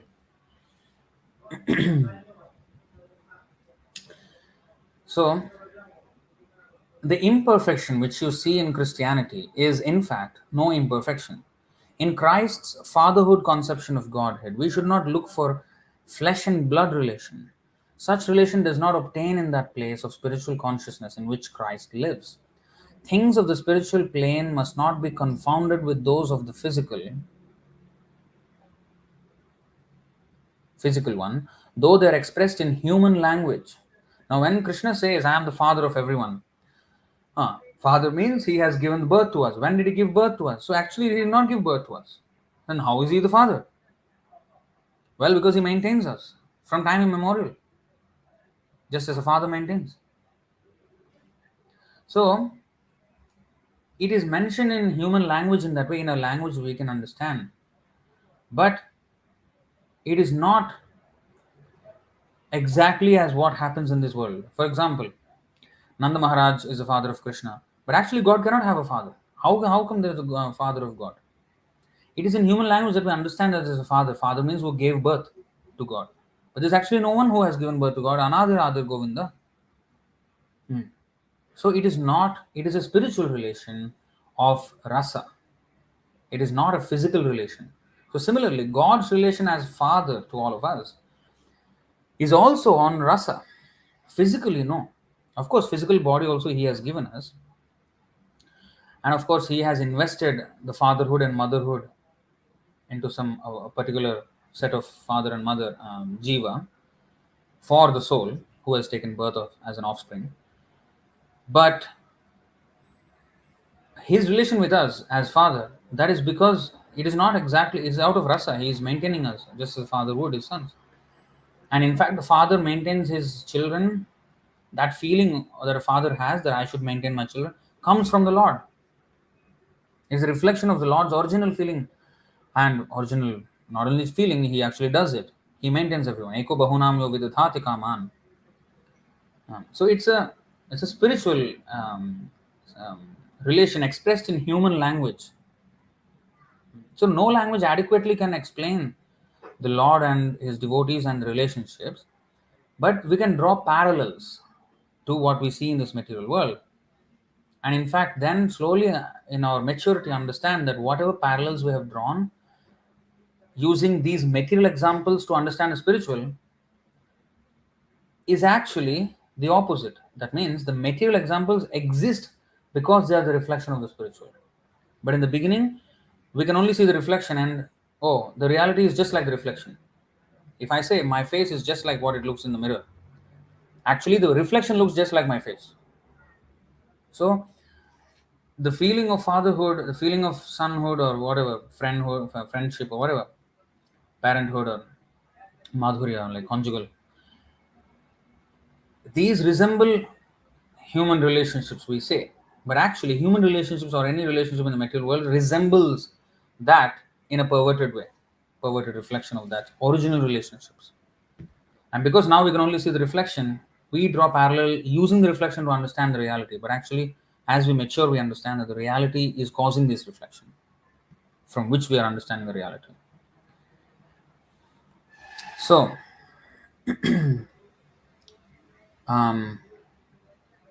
okay, so in the former, spirit responds to spirit, but in the latter, but in the latter, intercourse is possible only through the medium of matter. Matter is never sanctified into spirit, nor does spirit degrade into matter. Spirit descends in the matter, but he should never be designated after the flesh. It is a sin to know a prophet after the flesh. And that is true. We should not namartya buddhya suyeta sarvadeva mayo guru. We cannot treat the acharya as an ordinary mortal. He's not. So that's why it is a sin to know a prophet after the flesh.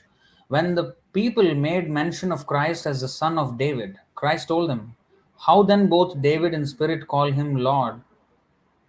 How then doth? Or in other words, how then does David in spirit call him Lord, saying, the Lord said unto my Lord, sit thou on my right hand till I make thine enemies thy footstool. If David then call him Lord, how is he his son?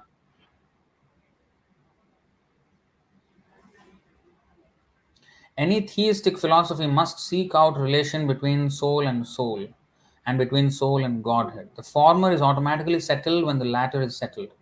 That's true. If we seek the relationship between the soul and Godhead, then the relationship between the soul and soul is, automatically settled.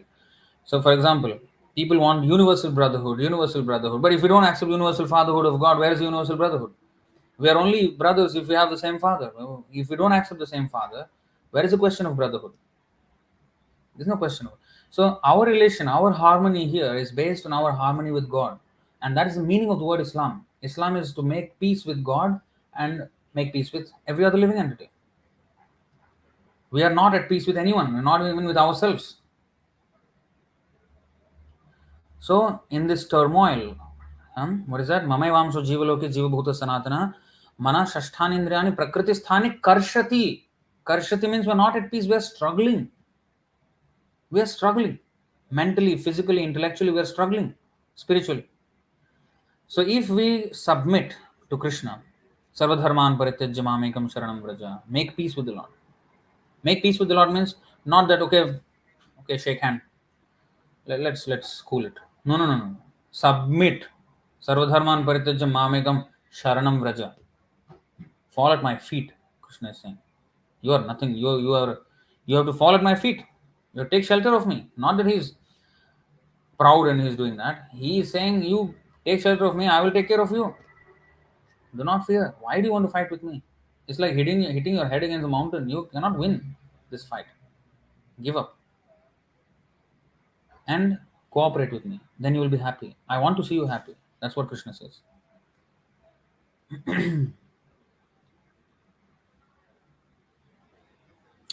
Any theistic philosophy must seek out relation between soul and between soul and Godhead.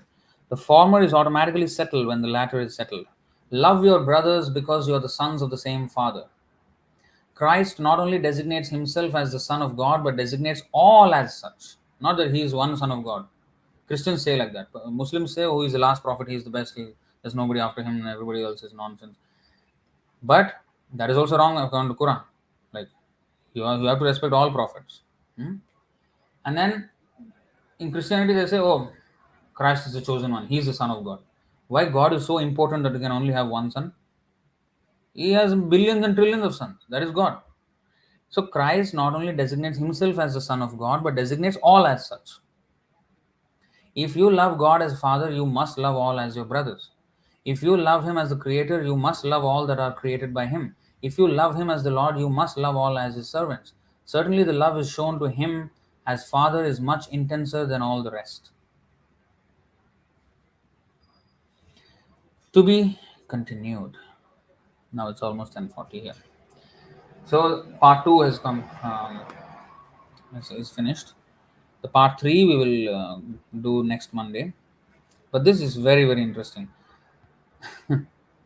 And This is from the Harmonist magazine. So, okay, I will take any questions that are here.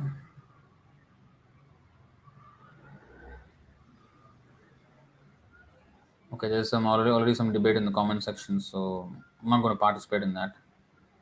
But if there is a genuine question seeking answers, I will try to address. Okay. Um, Krishna is saying, Hare Krishna Prabhu, Greek Empire is 5,000 years old. After Kali Yuga, they were progressing, then evolving into the Roman Empire. Okay, but what did they worship? Whom did they worship? That's the religious aspect of them is what I want to know.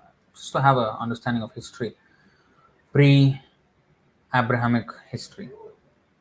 That's what I want to know a little bit of. I am associated with Gaudiya Mutt. Am I correct in my position? Well,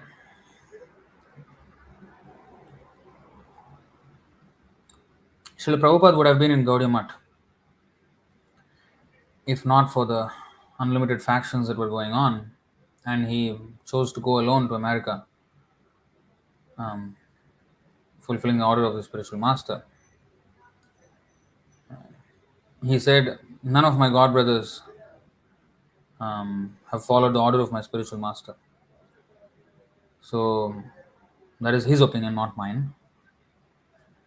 And I would rather associate with Prabhupada. Why? Of course, we respect them as Vaishnavas, but we have our current link, Sri Prabhupada. And if Prabhupada said they're not authorized, they're not bona fide, then I would take his. I mean, not authorized gurus. I mean, the Vaishnavas and all, not authorized gurus. Because you have to be an Uttamadhikari. And for that reason, I would say we should follow Prabhupada. This is from Prabhupada's teachings. I'm not concocting anything here. Okay. So can you explain satanic verses found in the Quran? Now, I'm not going to go into that. In fact, um, to understand these things, we have to understand from a pure devotee. Because dharmasya tattvam nihito guhayam mahajano yena gatah sapantha. And one of the 26, there are about 26 verses listed by some, even a Muslim scholar also listed, which advocate violence. And one of them actually we have quoted, drive them out from whence they drove you out. But they sometimes the translation is a little bit different. Drive them out of their houses and kill them and this thing. But actually, Muhammad said something else. He said, drive them out from where they drove you out. Kill them if they try to kill you. But if they desist, you also desist. So those things are not mentioned properly. So I wouldn't go to have a fight with this religion or any religion for that matter. But we have to point out where there is discrepancy in following because the religion itself cannot be wrong. But the following is where the wrong comes in. Even in our own Sanatan Dharma. I mean, even in our Vaishnavism, even in our Gaudiya Vaishnavism. What to speak of anything else, any other fold. So deviation happens at very subtle levels, even in our own Vaishnavism. You see, so it is no wonder that there is so much deviation in other religious formats. So we should recognize what is actually the intent of the Prophet and what has transpired after that, and we should separate the two and not conflate one with the other, and thus come to a wrong conclusion, saying that the Prophet came up with a wrong idea. So that is where blasphemy starts. That's where all the fights start. But if we acknowledge that the Prophet came with good intentions, came with the right intentions, and he did what is right in his time and circumstance, but his followers went wayward, that would be a more logical presentation. And that's what actually is the fact. It's not just a made up way of talking. No, it is a fact. That's what actually happened everywhere, even in our own Sanatan Dharma for that matter. So I would not go and what this was, that was, we will go and fight with them. No point. That's why what did Bhaktisiddhānta Sarasvatī Thakur said? What did he say? When one reaches a certain maturity of spiritual advancement, he should be able to reconcile all the different religions of the world. So this reconciliation is what is required now. That is the need of the hour. and that we can get from the guidance of the acharyas, previous acharyas. And if we present it like that, that will be a much more constructive contribution than to just start meaningless fights. I mean, like, why? Without understanding the intent behind those verses, just trying to attack those verses at face value from whatever I understood of them, that's not very mature way of doing it. I know some Hindutva people do like this, Kattar Hindus as they call themselves. We are not part of them. We are not part of them.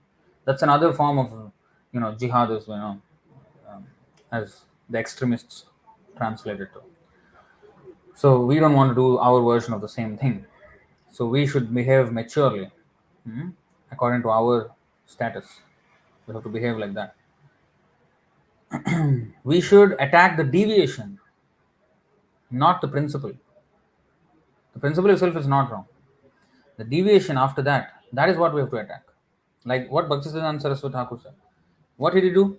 He held Islam, Quran, and Hazrat Muhammad in very high esteem. But he condemned the unscrupulous followers of the community. So that's the proper way of presentation. So we should learn this from the presentation of the Acharya. Okay.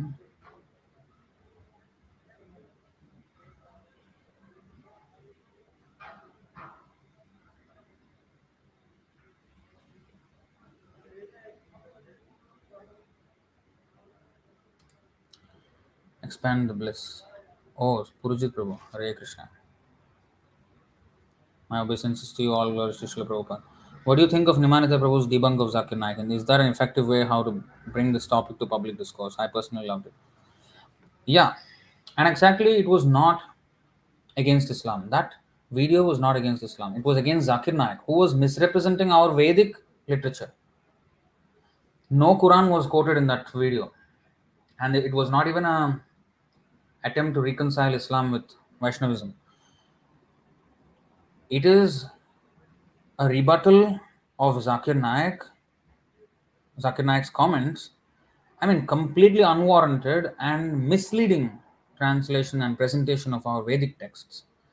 That was what that video was about. So, yeah, we should call out such cheating, because he was saying, Kamastastar Hirtagyana Prapadyanta Devata, chapter 7, text 20 of Bhagavad Gita, therefore idol worship is banned in your religion. Huh? Kamastastar Hirtagyana Prapadyanta Anya Devata is idol worship. Banning. What are you talking about? Brain or not? Do you have any brain? It is talking about demigod worship. Nothing to do with idol worship at all.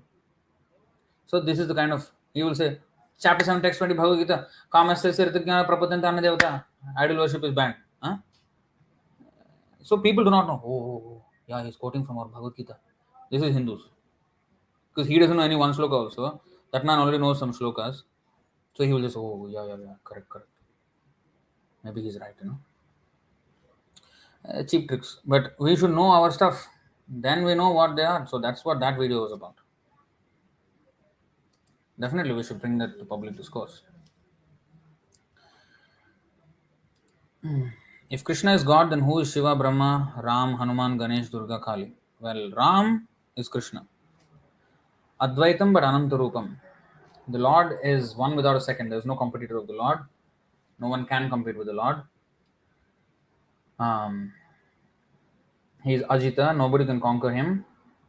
But at the same time, Anantarupam. He manifests in unlimited forms. That does not mean the demigods are also forms of the Lord. No. Ram and Krishna, Vishnu, Vasudeva, Sankarshan, Pradyumna, Aniruddha, and all these Varaha, Vamana, Parshuram, Matsya, Kurma, all Narasimha, all of them are forms of Vishnu Tattva category. They're all Vishnu. They're all the same Supreme Personality of Godhead in different forms. But now Shiva, Brahma, Ganesh, Durga, Kali, they're all great devotees. And they're demigods. Like in a government, there is the prime minister, and then there is other ministers who is like, for example, a defense minister, external affairs minister, or foreign minister, or home minister. So like that. So they are in charge of different departments. Transport minister, railway minister, like that. So these demigods, they are deputies of certain departments of universal governance. Now, you may ask, why does God need any assistance? That means he's not powerful enough to handle everything alone. He is. He doesn't need any assistance. And when he says in Bhagavad Gita that you surrender unto me, he's not doing a hiring process here. Oh, I need more servants, so I'll just do some HR work. I'll go to the material world and recruit some of my servants here. No, no, no. He doesn't need any of us. He asks us to serve him and surrender unto him for our benefit. Nijalabha Purna. What is that? Nijalabha Purna. Sorry.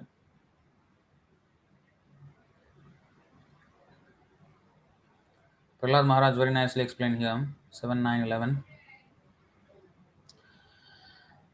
नैवात्मनः प्रभुरयं निजलाभपूर्णो मानं जनादविदुषः करुणो वृणीते यद्यज्जनो भगवते विदधीतमानं तच्चात्मने प्रतिमुखस्य यथामुखः श्रीः. What is this? The Supreme Lord, the Supreme Personality of Godhead, is always fully satisfied in himself. Therefore, when something is offered to him, the offering by the Lord's mercy is for the benefit of the devotee. For the Lord does not need service from anyone. To give an example, if one's face is decorated, the reflection of one's face in a mirror is also seen to be decorated. So in this way, this is the understanding. So he does not need any assistance to run the universe. I mean, just imagine. He is breathing and universes are coming out and going in. I mean, do you think he needs some assistant inside that breathing, and then one small part of that breathing bubble, he wants some assistant there? No, he doesn't need anything. But he allows them to be engaged in his service. And in that way, he accepts their service. That's why he has these deputies. Now, Hanuman is of a different category. Hanuman is not a demigod, he is not God also. He is a pure devotee, he is above all demigods. A pure devotee is above even every demigod. Because a demigod is a very exalted devotee of Krishna, but he also has some material desires. And of course, Shiva is also a pure devotee of Krishna, but he accepted the role under the order of the Lord to be in charge of the mode of ignorance, but actually he is also a pure devotee. Vaishnavanam yatha Shambho. So he is a pure devotee. But in the designation as a demigod, his position is lower than that of a pure devotee. Although personally he is a pure devotee. But his designation as a demigod is lesser than that of a pure devotee. Now, Brahma is also a pure devotee, and his designation as the creator of the universe is lesser than a pure devotee, but he personally is a pure devotee. But he accepted the role of a creator as in the service of the Lord. Now, Hanuman is just a pure devotee. People treat Hanuman just like another demigod, Ganesh or like Shiva or something like that, Parvati. He is not demigod. So they go to Shiva and ask him this, that, I want this, that, I want this, that. Okay, then they go to Hanuman also and ask the same thing. I want this, that, give me strength, and this, and that, and this, and that. They treat him like a demigod. Hanuman has nothing to do with this. He is chanting Ram, Ram, Ram. He doesn't even bother about whatever you say. But Hanuman, he guides a devotee if he is a pure devotee. Yes, he is very much interested.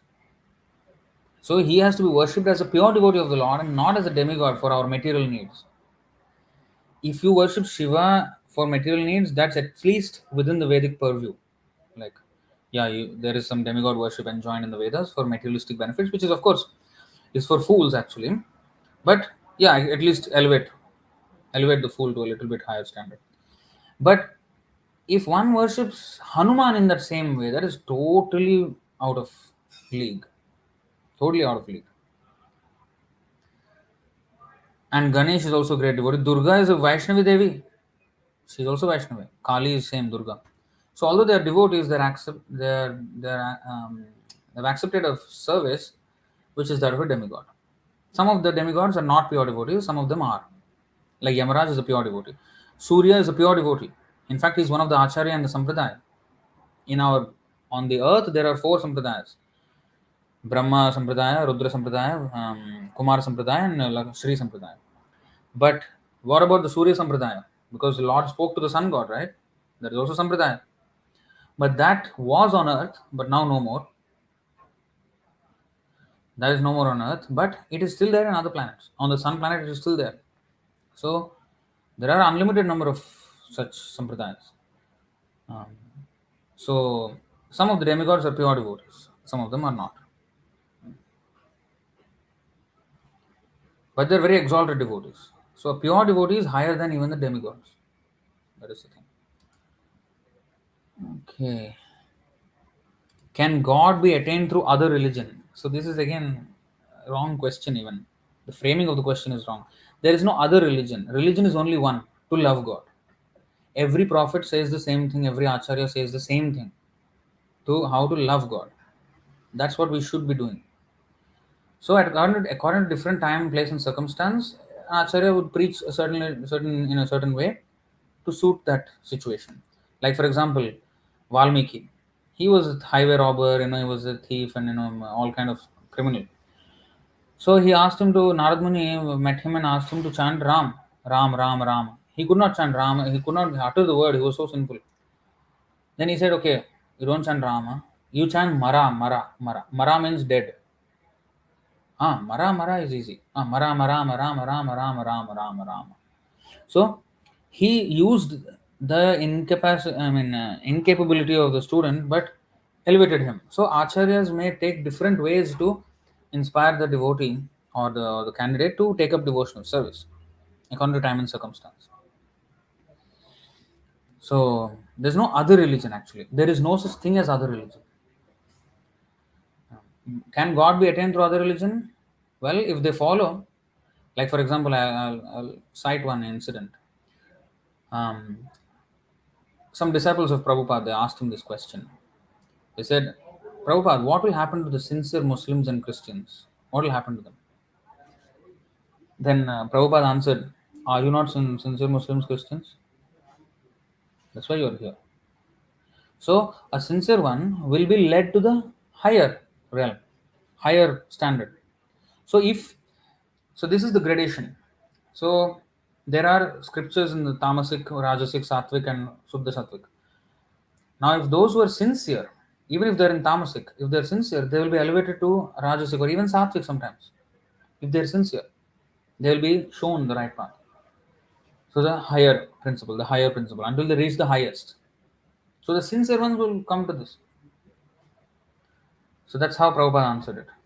So if yes, they can attain, they will make their progression to this Vaishnavism. You see, when we see quotes such as um, there are some quotes like, for example,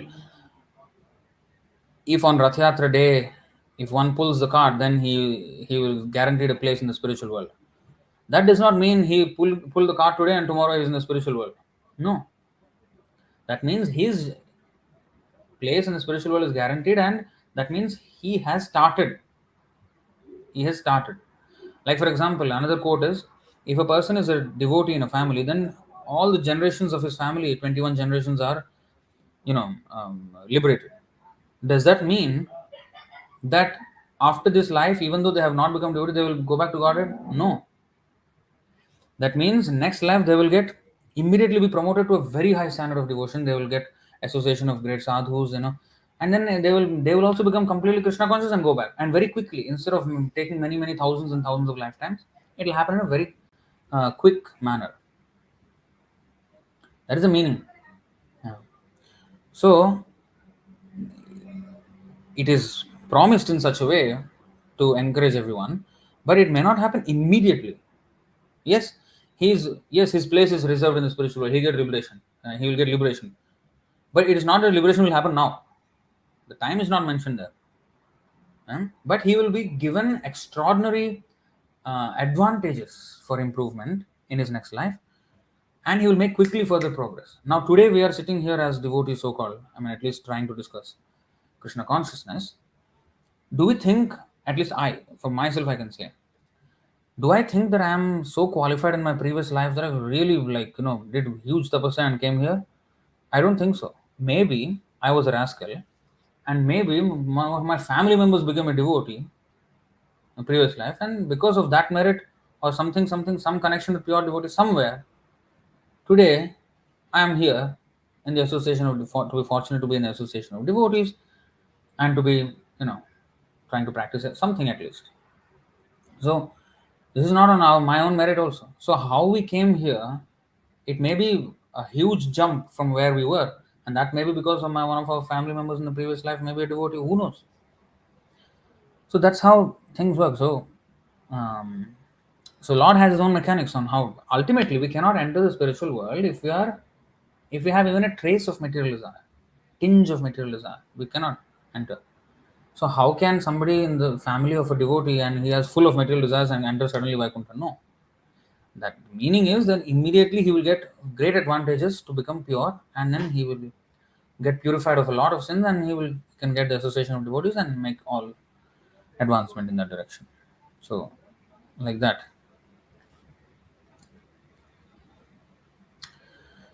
God is eternal, but Krishna had birth and Krishna died also. So how can eternal can become limited? No, no. He did not break birth and he did not die actually. This is for the bewilderment of the atheists. How did he take birth? He showed his four-armed form and came. And then he was not born of sexual intercourse also. He came into the mind of the Vasudeva and then transferred to the mind of Devaki and then into the womb of Devaki. Is that the way birth happens? Of course, and even if he did come by semen, he can come. He can come from the pillar. Narasimhadev came from pillar. He can come from the semen. He can come from the nostril of Lord Brahma. He can come from anywhere. The Lord is everywhere, anywhere. He can manifest himself from anywhere. But he chose to come from the womb of Devaki because he wanted to instill in her the maternal affection and instill in Vasudeva the paternal affection for him. To satisfy his devotees, he came through the womb. Otherwise, he can come from anywhere. So, and his so-called death is not death. So it looks like that. So this is to bewilder the atheists. But he has no birth and death. Even we don't have.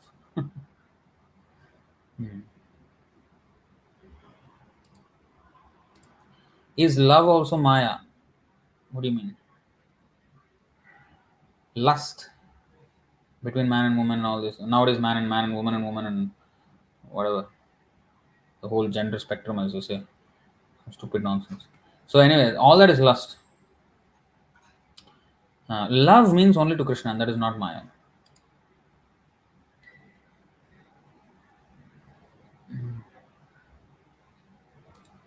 Which book is he reading?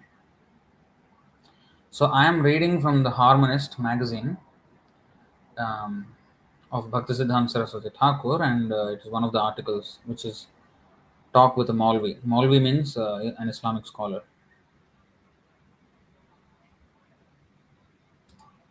ISKCON people are very dedicated for whatever they believe. They are as much as Muslims in dedication for their religion.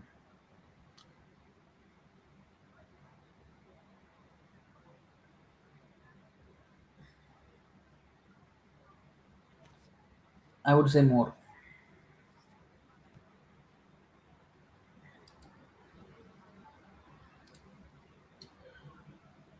Child sannyasi who was comparing Krishna to Muhammad. I don't know what is that. Yeah.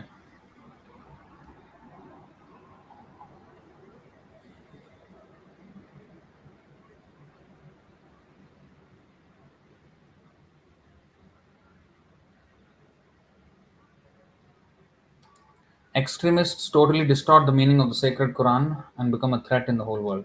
Yeah. That's what it is. Hindutva is what modern Hinduism has become. You know what Hindutva is? Let me actually define Hindutva for you. Of course, they say, okay, this is the Kshatra version of Hindutva. We should have the Kshatriya spirit of defending our religion. We should not be too tolerant of all the offenses to our religion, and let it be conquered or enveloped by other religions. So let us protect our religion with some military spirit. That's what they think Hindutva is. But actually, Hindutva today, that martial spirit, that Kshatriya spirit,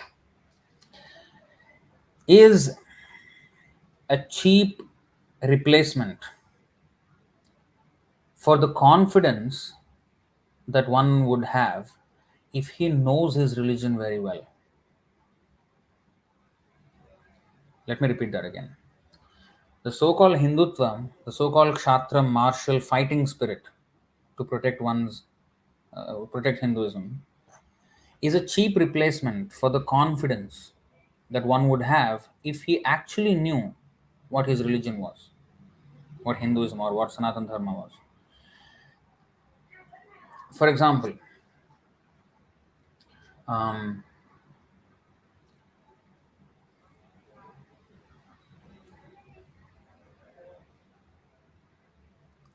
we say Krishna is God, right? We say the demigods are, not God. And if a person does not know how to explain this, if somebody asks, like you asked, I explained what is the demigods, what is their role, and what is the relation with Krishna and everything. I explained it. That comes with confidence, that comes with knowledge. So if I do not know, I will just say, like this is what happened with our previous generation. When I asked my father or mother, why we are worshipping this god, hey, no, you cannot say like that. You should follow. You should not ask question about why you are worshipping and all. You should worship. That's all. Worship. You should do this puja. That's all. Why you cannot ask why you are doing this is our method and we should do it. That's all. So these kind of answer will not satisfy. So I become angry in a response, that martial spirit, that fighting spirit will come. Um, I'm just giving a crude example, and this is where it stems from actually. When I don't know and somebody attacks me, I don't know how to defend it with logic, which with substance. So I replace that with the fighting spirit. No. This is you cannot say anything about my religion. Now, if somebody attacks, for example, hey, how can you worship stones? I can respond in two ways. I can do, hey, don't dare talk about my religion as stone worship. You don't know this is God. This is how we worship. This is our culture, and I can become like that. Or I can explain how the stone, the Archa Vigraham, is not just stone; is actually the Lord Himself. And I can cite examples of how so many times the Archa Vigraha actually responds to the devotee. And why is it authorized? Like I quoted that verse from the 11th Canto, 27th chapter, 12th verse. The eight types of elements which can be used to make a deity form of the Lord. So in this authorized way, we can worship the Lord, just like a post box. Post box is a box. In some countries, it's mostly in many countries it's red in color. In Singapore, it used to be, but it's not no more nowadays. Let's say for convenience, let's say it is red in color. So it is red in color, and everybody knows, oh, that's a post box. I put my letter in it. Now, if I think that, oh, the post box is like 200 meters away from my home, I will just put a red box. I will paint a box in a red color and then put every day that poem, the mail in that box. It looks the same, no? But it's not the same because that mail will never go anywhere.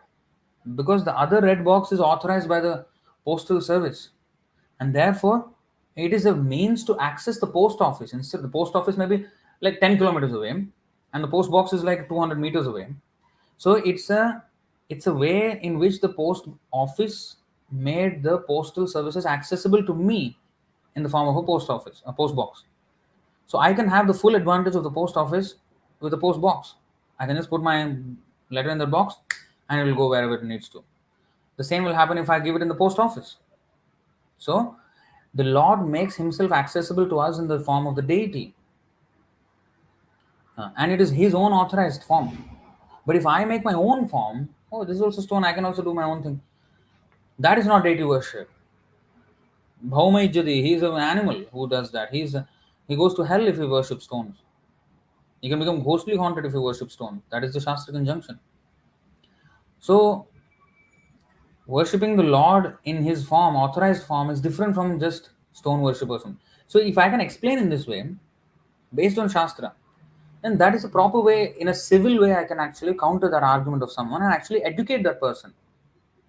If I just do this Hindutva thing that, hey, don't say like that about my religion. If I come up with that angle, neither do I know, nor am I educating him. I am becoming angry. I am angering him also. Where is the productivity in that? Where is the productivity? So this Hindutva, therefore, is a very weak retaliation, weak makeup for a lack of understanding. It shows a lack of understanding. Yeah, at some points, yes, we should stand. Yeah, whenever it is required, is needed. But in civil discourse, it is not required. In many cases, it can be avoided. But of course, yes, there are. I don't deny that there are situations in which you have to really stand and fight. For example, if somebody is attacking the temple deities, you have to stand and fight. Give your life. You have to do that. So that has to be done, and not only the temple deities. If they're persecuting anyone, then yeah, you have to retaliate. And if the law enforcement agencies are strong enough, and then yeah, you can. But if there is delay in such response, and if I have to take some act, if I have to act in self defense, yeah, I have to do that. We're not denying that part. But to retort everything, every accusation that is made against our religion, and just attack the person who has made the comment out of ignorance, that is not a proper way. That's not a very mature way of dealing with it. That's what I'm trying to say.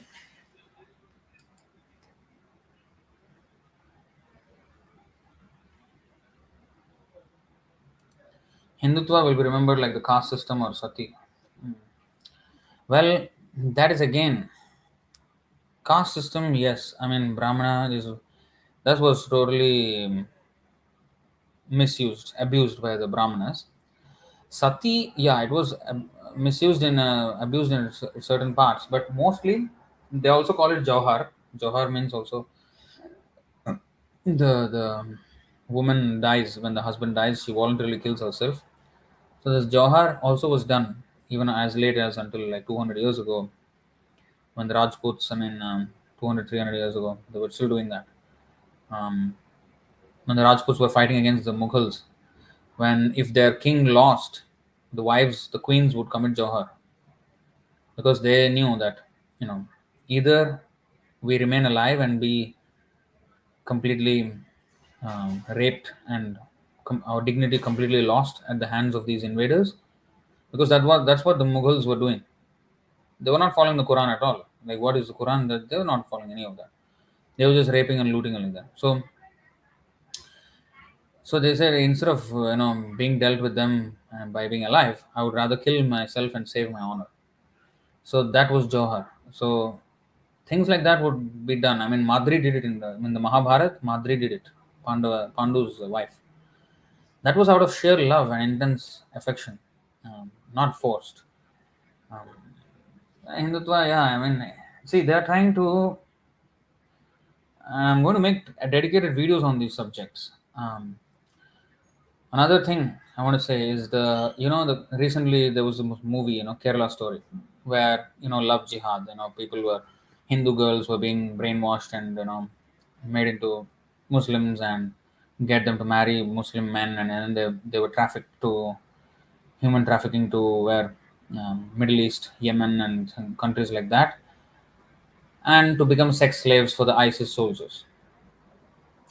Now that was the theme of that movie, and yeah, some people actually in real life testified that yes, these kind of things are going on. Not everything for ISIS, but this kind of conversion, which is deceptive ways of conversion, they were trying to highlight that. And then there is this organization which is called Arsha Vidya Samajam, and I'm going to make a video on them as well. They claimed that since their inception in 1999, they have saved about 7,000 people from converting from Hinduism to Christianity and Islam. And they have saved that many people by their counseling, by their whatever. And I went to their YouTube channel, and because there was some podcast in which two ladies of that organization actually spoke about their work, and one of the ladies mentioned that they have a YouTube channel where they explain the basics of their teachings and all that, how they instill the faith in people, in Hindus, in their own religion, and make them stick to their religion and not convert, or if they have already converted, maybe like bring them back or something like that. Now, so I just it happened to be in my recommended videos list on my YouTube, and I just clicked on it and watched. I was disgusted. The lady was clearly saying that we should follow, first of all, first principle is we should follow the Shruti only the Vedas and Upanishads, and Puranas are just ridiculous. She said the word ridiculous in this exact way. They are ridiculous with their stories and which don't make any sense. So we should completely reject the Puranas. This is what she was saying in that. I was like, what? And she went on to say so many bogus nonsense things. And this is how you're saving so-called people and keeping them in the Hindu fold. What is the difference? If somebody else is blaspheming our scripture and we stay in our own fold and blaspheme our own scriptures, what is the difference? You're worse than them. You're a traitor. So, I mean, honestly, these so-called reformers make matters even worse by not understanding the core of our religion, Sanatan Dharma. That's why we have to really get into the public discourse and present the things as they are. You have to present things as they are. And that's when the real change will happen, only when it is guided by a pure devotee. So Prabhupada has given us everything. So we have to present that and, you know, present the proper perspective on things.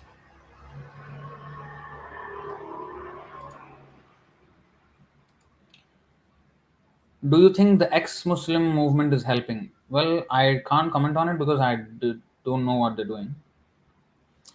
But I feel the way in which they approach this, I don't think might be the right way. I don't know. I have to study more. If I have to see what they do actually. If they have hatred towards Muslims or Islam, that's the wrong way to go about it. Um, but the way Bhaktisiddhānta Sarasvatī Ṭhākura did in this dialogue is by far the supreme or the highest, the finest presentation of Islam by anyone, or and even giving us a complete blueprint and a complete format on how to actually deal with interfaith dialogues and what should be the purpose of such interfaith dialogues and how to even conduct them. It's a master class. It's a master class in interfaith dialogue. And that's what Bhaktisiddhānta Sarasvatī Ṭhākura has done. And I think after reading that, I can be sure that there can be no superior format in which these issues can be addressed. So I wouldn't support any other thing other than the format that Bhaktisiddhānta Sarasvatī Ṭhākura took up. According to them, Jannat meaning heaven, yes. Every cells, living entities, animals, humans are all trying to survive with whatever resources they have. Many wars are fought simply to acquire resources, nothing else. Yeah, but this is all in ignorance. If we understand that all resources belong to God, then there will be no war. But as long as that is not there, there will have to be war. If you are in a desert, resources are limited, hence the cell's DNA is aggressive, having a grabbing tendency. Well, okay, I'm starting to understand where you're getting at, but I wouldn't agree completely. It's not because he's born in the desert he is aggressive. No. We should understand the law of karma acts. Why is he even born in a desert? Why such an impious place? It means the Rajogun and Tamogun have already Karanam Gunasangosya Sadasa Dyoni Janmasu. So according to the modes he has taken his birth even. So there is it is coming from past.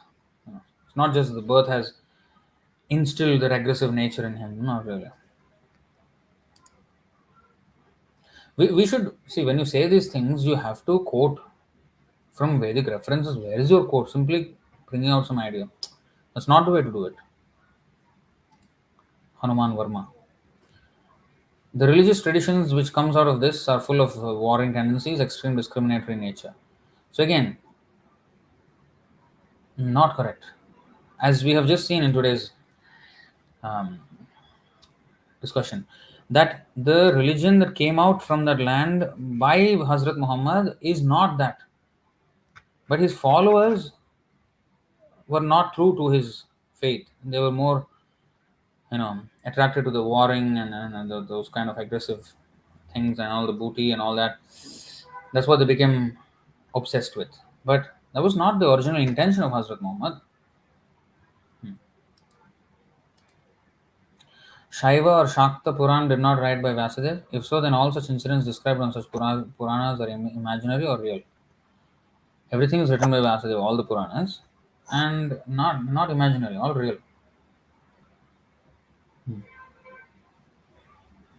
We take them as it is. They're historical records. They're not some. Another thing, another of these reformers, so-called Hindu reformers, these historians. Nowadays, there is one Vikram Sampath. He's a historian. So he is saying that, he quotes a verse saying that Indian history is filled with stories. So Mahabharata and Ramayana, there is truth, but also many stories also. That is the way Indian history is there. Purvavrittam, Kathayuktam, Upadesha Samanvitam, Dharmartha Kama Mokshanam, um,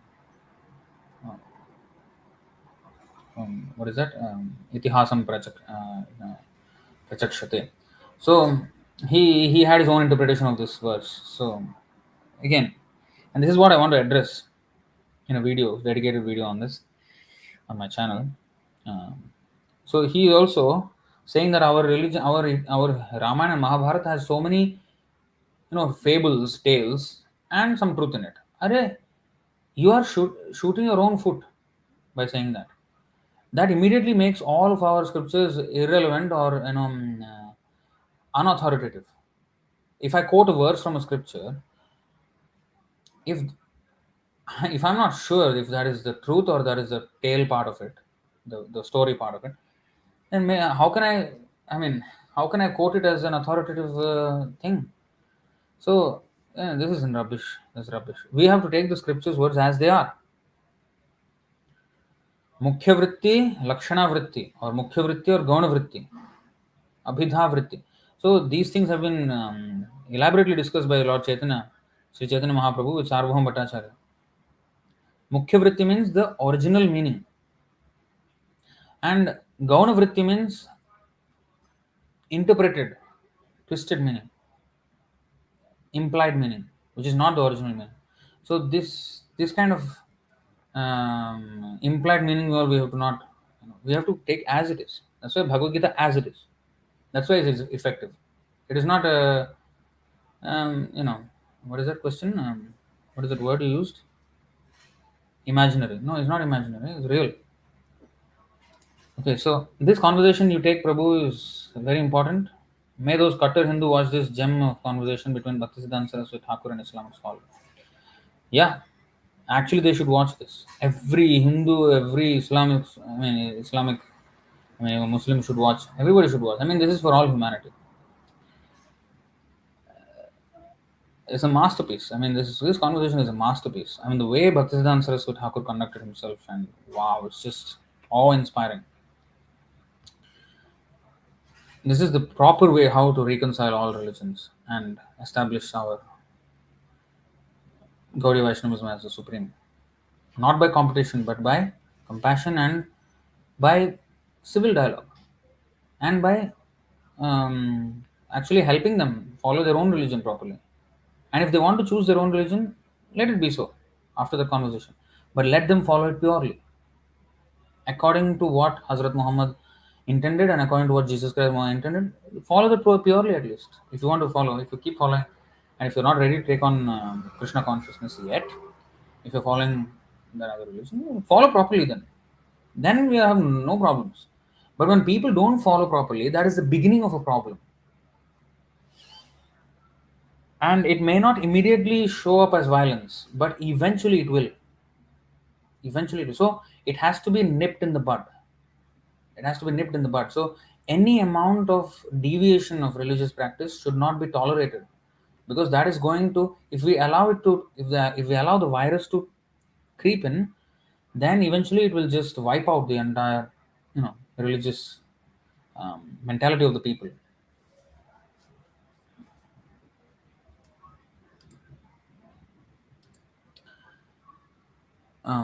Cutter Hindu must watch this gem of a conversation between Bhaktisiddhānta Sarasvatī Ṭhākura and Islamic scholar and learn how actually such discussion need to be done with so much professionalism. Yeah.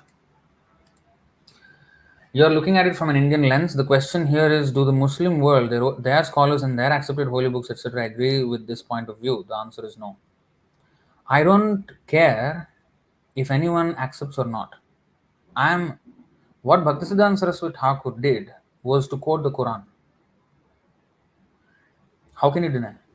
Whichever part of the world you are in, how can you deny what was said there? It's not from an Indian lens, sorry. This has happened everywhere. It's a whole worldwide thing. Okay? And I'm actually not from Indian, I'm not speaking from an Indian lens. Here the words of Quran themselves are spoken. I'm just sharing the Indian experience. But people of other places, they will have similar experiences themselves. So I we are addressing the problem at its root, and this is acceptable to any sane person. I use the word sane.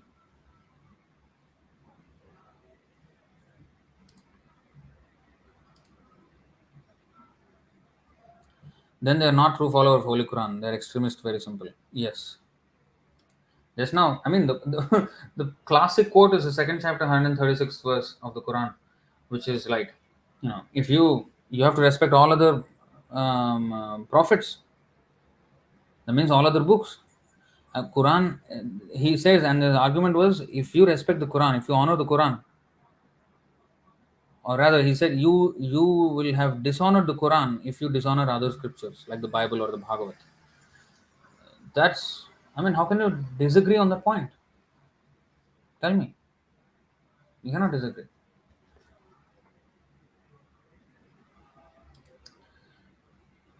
I heard Prophet Muhammad mentioned in Bhavish Puran, and they're mentioned as a demon who introduced the deviant religion. Well, he introduced religion for the demoniac classes of people, very downtrodden. So he had to behave in a violent way in order to do that. Yeah, it is stated in the Bhavishya Puran. It is mentioned like that.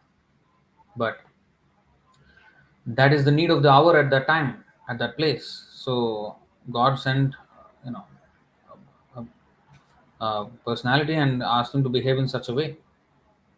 And that was necessary at the time. See? They consider the Quran or many versions of it absolutely perfect, and questioning it immediately makes you Kharij Islam or an apostate. Yeah, no, we are not questioning the Quran. We are questioning the unscrupulous so-called followers of Quran or Islam. The true followers of Islam, we have nothing against them, of course. We are in full agreement with them. Full agreement with Hazrat Muhammad, full agreement with Quran.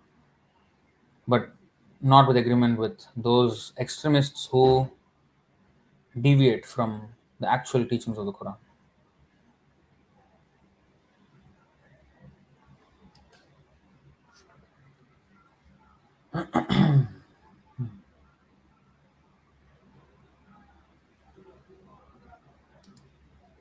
So that means they do not qualify for judging. Okay, I don't know the context of this.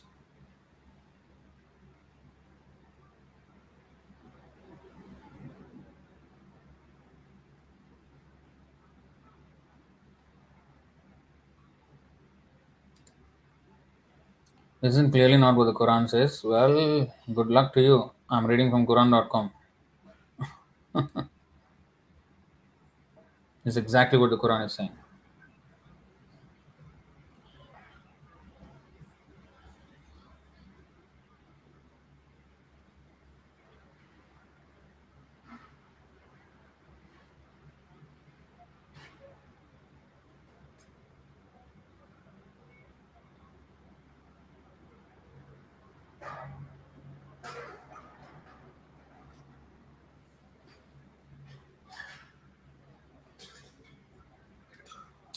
So here he says, this person, I'm just saying that the philosophy is propagating here of respecting all other belief systems is not a widely held belief in Islamic societies, quite the opposite in fact. So I'm not talking about Islamic societies. I'm talking about Quran. And Islamic societies, if they really read the Quran, they should accept every other prophet. It is in their own Quran. And if they don't, they are not actually honoring the Quran sufficiently. So that is our point. So we have nothing against, we're in absolute agreement with Hazrat Muhammad and Quran. But we are not in agreement with those who do not understand the Quran and do not follow Hazrat Muhammad. You're not in agreement with them. And that's why our um, what is that request is for everyone to follow the religious scriptures thoroughly to the word. If they do, there will be no strife. But you know, here he's saying that Islamic societies, they do not practice this or hold this belief of respecting all other belief systems. Now, they may not, but that's not what the Quran says. That's my point. If they have to follow the Quran, then they have to respect. They have to respect all prophets of all time, of all places. That's Quran's own words. They have to do some soul searching. They have to do some introspection and see whether they're following the Quran then. That's our point.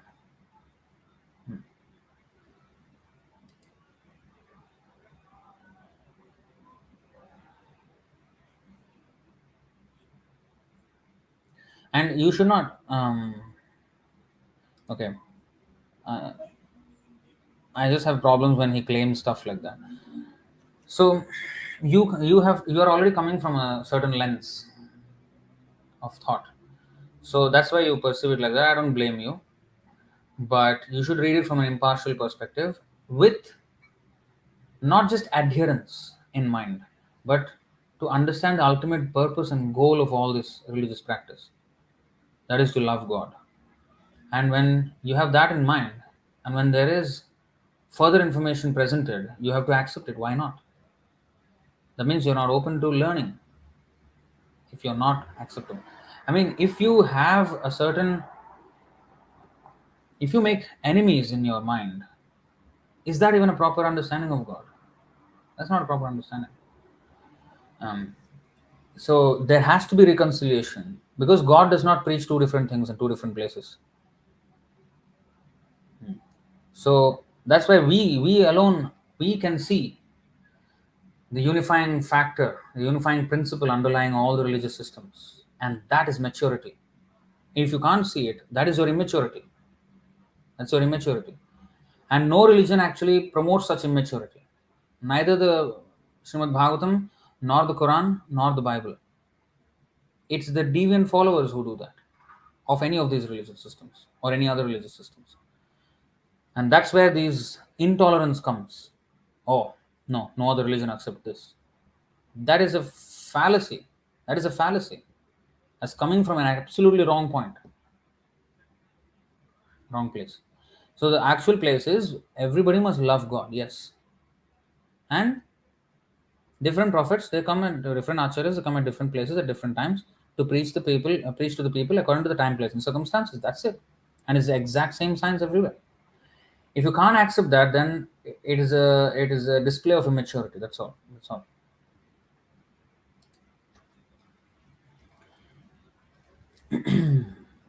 Yeah.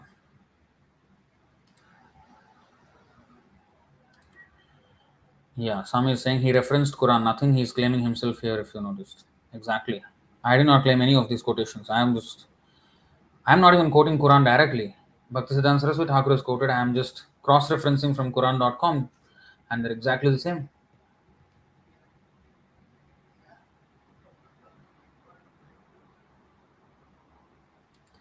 Exactly. The discussion about Islam must be rooted in the words of the Quran, not what the Islamic societies believe or not believe. Exactly. That's my point.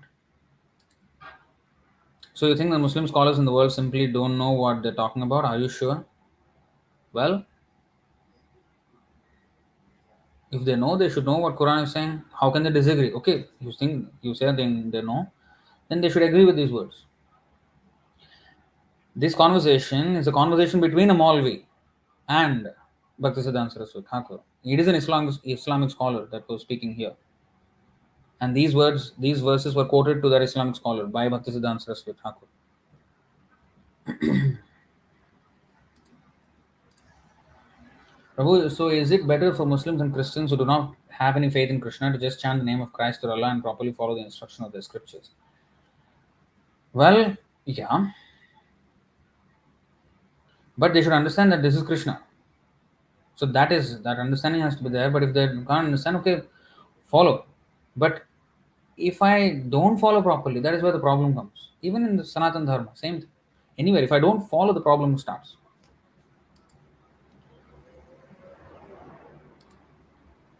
Qualification of a Muslim scholar must be defined. He will only speak what the Quran says. Exactly. 100%. Prabhu, since blood is haram and all blood cannot be removed from any animal body, so our Muslims are not, also not allowed to eat meat, yet they still do so? I would say so. Because there are Muslim Islamic scholars, now some, of course, some may not agree with this, but there are Islamic scholars who are absolutely vegetarian. I have seen their sermons as well on YouTube. And he does not eat meat. This particular, there are a few actually. I know one woman even here in Singapore who comes every day to feed some cats on the road here. She also is a vegetarian, Islam. I mean Muslim, but vegetarian. So actually, there is no religion encourages you to eat, eat meat. To say that you can eat meat which does not have blood, that means it is vegetarian. Because sometimes even the flesh of a pulp of a fruit is also called meat of the fruit. Even in Sanskrit, it is referred to like that sometimes. In Ramayana, there is such verse. So the pulp of a fruit is also considered meat. So that does not have any blood. That can be eaten. Or the flesh of vegetables, and all that can be eaten. It does not have blood. But to drain out all the blood and say that there is no more blood in this, that is not in keeping with, because you can't drain out every single droplet of blood. You can't ensure that because there are so many capillaries so fine you can't even make out. So how can you make sure that not even a single drop of blood is there? It's not possible. Some blood will coagulate somewhere. So how can you remove that?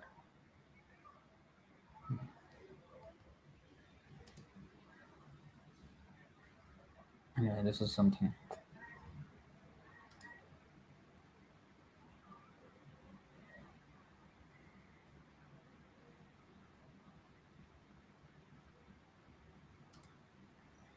I love Mother Kali, but I don't understand the animal sacrifice bit. Can you explain the logic behind Bali Pratha?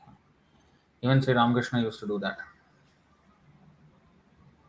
For those who cannot stop eating meat, instead of eating every day, it is encouraged that only once in a month on Amavasya day one can offer the only a goat to Mother Kali, and that Kali body, Kali temple should be in the outside of the city precincts in the forest area.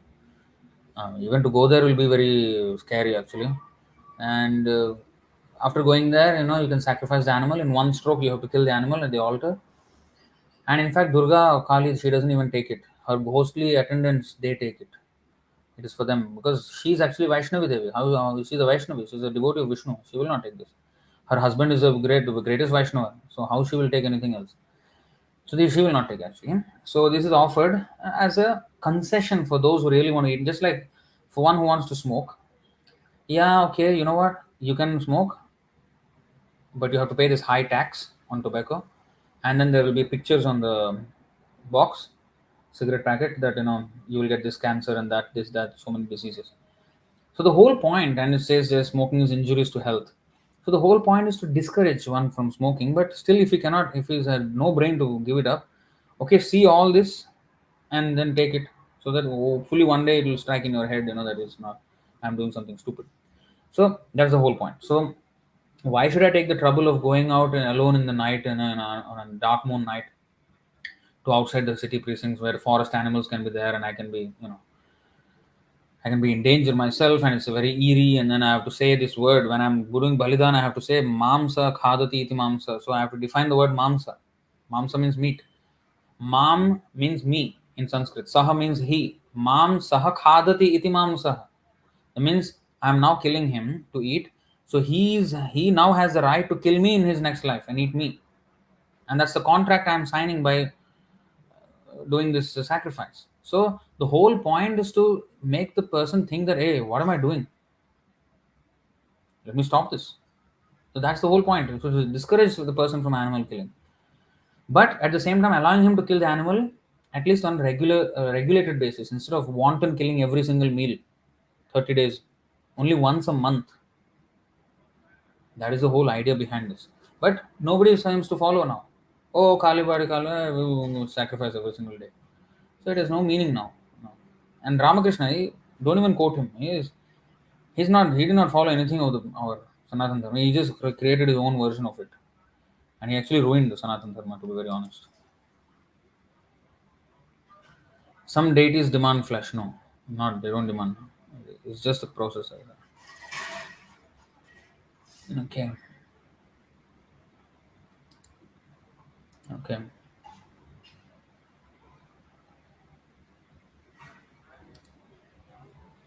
But he didn't explain why. I've heard that it's not flesh but blood. Even Sadhguru mentioned that. No, I mean they eat the flesh of the goat. How to control lust? Well, that is not a subject of this. We can go on a big class on that, but I don't have time. It's very late already. That is true. I have myself have a lot of tamasic tendencies, and that's why I'm probably attracted to Ma Kali. So you must chant Hare Krishna. How to control lust? How to control lust? How to control lust? Read Bhagavad Gita and chant Hare Krishna. How to control lust? How many times you want to ask?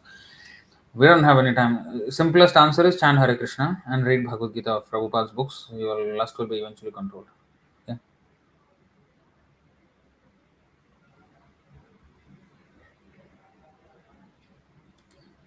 Great impersonation of Zakir Naik.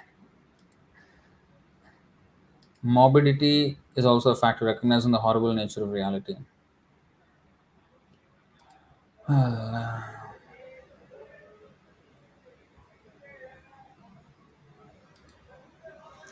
any religion do not encourage bloodshed, then why these so-called followers of Islam doing this? That means they misunderstood Holy Quran and Prophet message of Prophet Muhammad.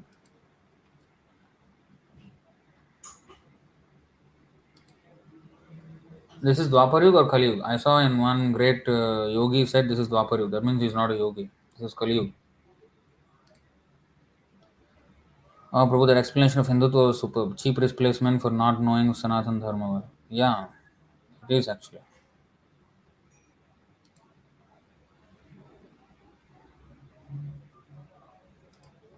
How come Satyayuga is longer than Kali Yuga? Kali Yuga feels longer. Well, because all of your life you're in Kali Yuga. It of course feels longer. I'm actually surprised that even you look at Hindutva as aggressive. Literally, no one reacts like that. Even when the Shivalinga was insulted on national TV, Hindus didn't react like that.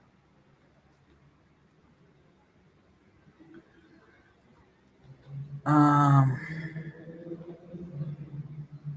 no, if they did not react, then that's not the Hindutva version of it. Hindutva, they're trying to be aggressive, at least in anger. They may not take up physical weapons yet, but they show their anger. They show some fanatic um, adherence to Hinduism. Oh, we will never change into other religion. We will stay Hindu. We will die Hindu. We will live Hindu. This kind of thing. But what is Hindu? They don't know. They don't know that the word Hindu is given by the Muslims. That is how much they are. That is how much they know about their own religion. And this Hindutva, where does the word come from? That doesn't exist in any of our Shastras. Look up some Hindutva intellectuals like Jay Sadipak and Anand Ranganathan and you will get some idea of what it is and what it isn't. What you said is what the left usually thinks of Hindutva is like. No, my dear. I have I have watched a lot of Jay Sadipak videos and Anand Ranganathan. In fact, Anand Ranganathan is an atheist, but still he says he's a Hindu atheist. I know exactly what it is. I even have his books, Sai Deepak's books. Okay, just to know the history of India, Bharat. I got those books, so don't think that I do not know what they're talking about. I absolutely know, and I do appreciate some of the what they're doing, but they should be guided properly. They don't. They're addressing this issue from the legal perspective, from the law, policy, from that perspective. So they're trying to defend the religion, but when I do not know what I am defending, I may even harm that. So that's what is happening. So they are trying to defend our religion, but they don't know our religion properly. How can he say that he's a Hindu atheist? What nonsense is that? First of all, I mean, legally, yeah, he's speaking about Hindus' rights, and yeah, fine. On that level, It's fine. He makes a lot of sense. And I also learned a few things about what is going on in current affairs from those videos. But honestly, if you want to address these problems at a philosophical level, at a spiritual level, then you have to understand the essence of religion. So these people who try to defend Hinduism, they don't even know our scriptures properly. They don't know the Bhagavad Gita properly.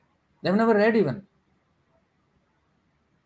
They've never read the Bhagavatam. They've never read the Vedas. And they're trying to defend our religion. How can you defend something which you don't even know what you're defending? I must know what I'm defending first of all. So that is the problem. That's where they need guidance. So just to become angry, that's not the proper way to do it. There should be a proper explanation on why it is so. And then the other person, if he's sane enough, then he will understand. Or even if he's not sane enough, other people who listen, they will understand, okay, yeah, that makes sense. And they will also get the confidence, oh, next time I know how to explain this. So that's what needs to be done.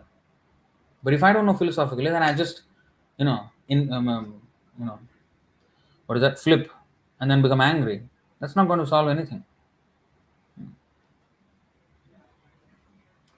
There is place for violence, and there is also place for intellectual, um, what is that, silencing.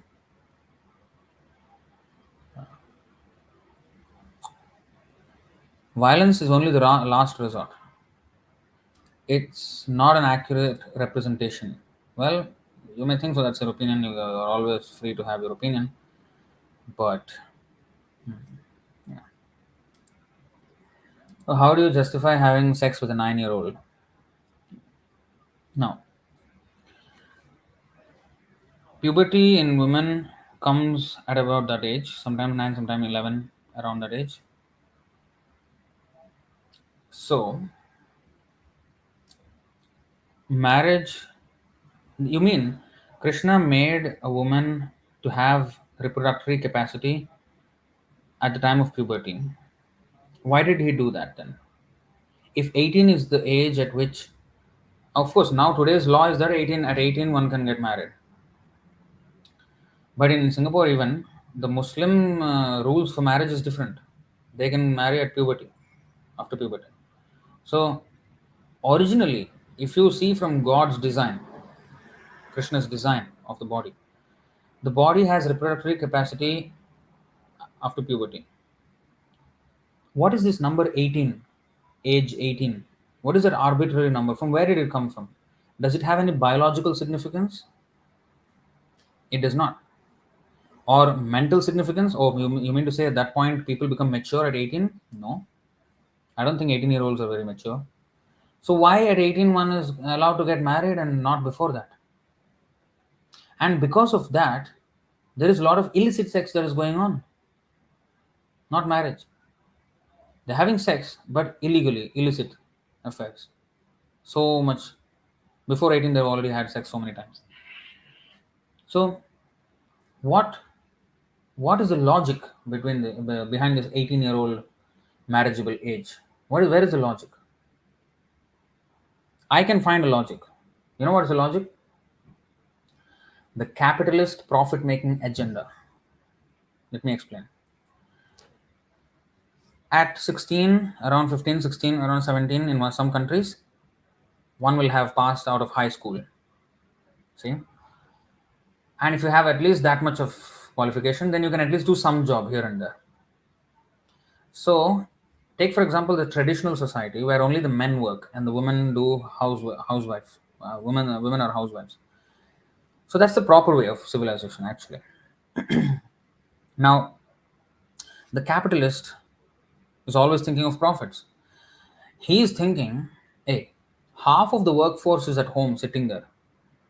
There is a potential workforce from the women community, and nobody's working, only the men are working.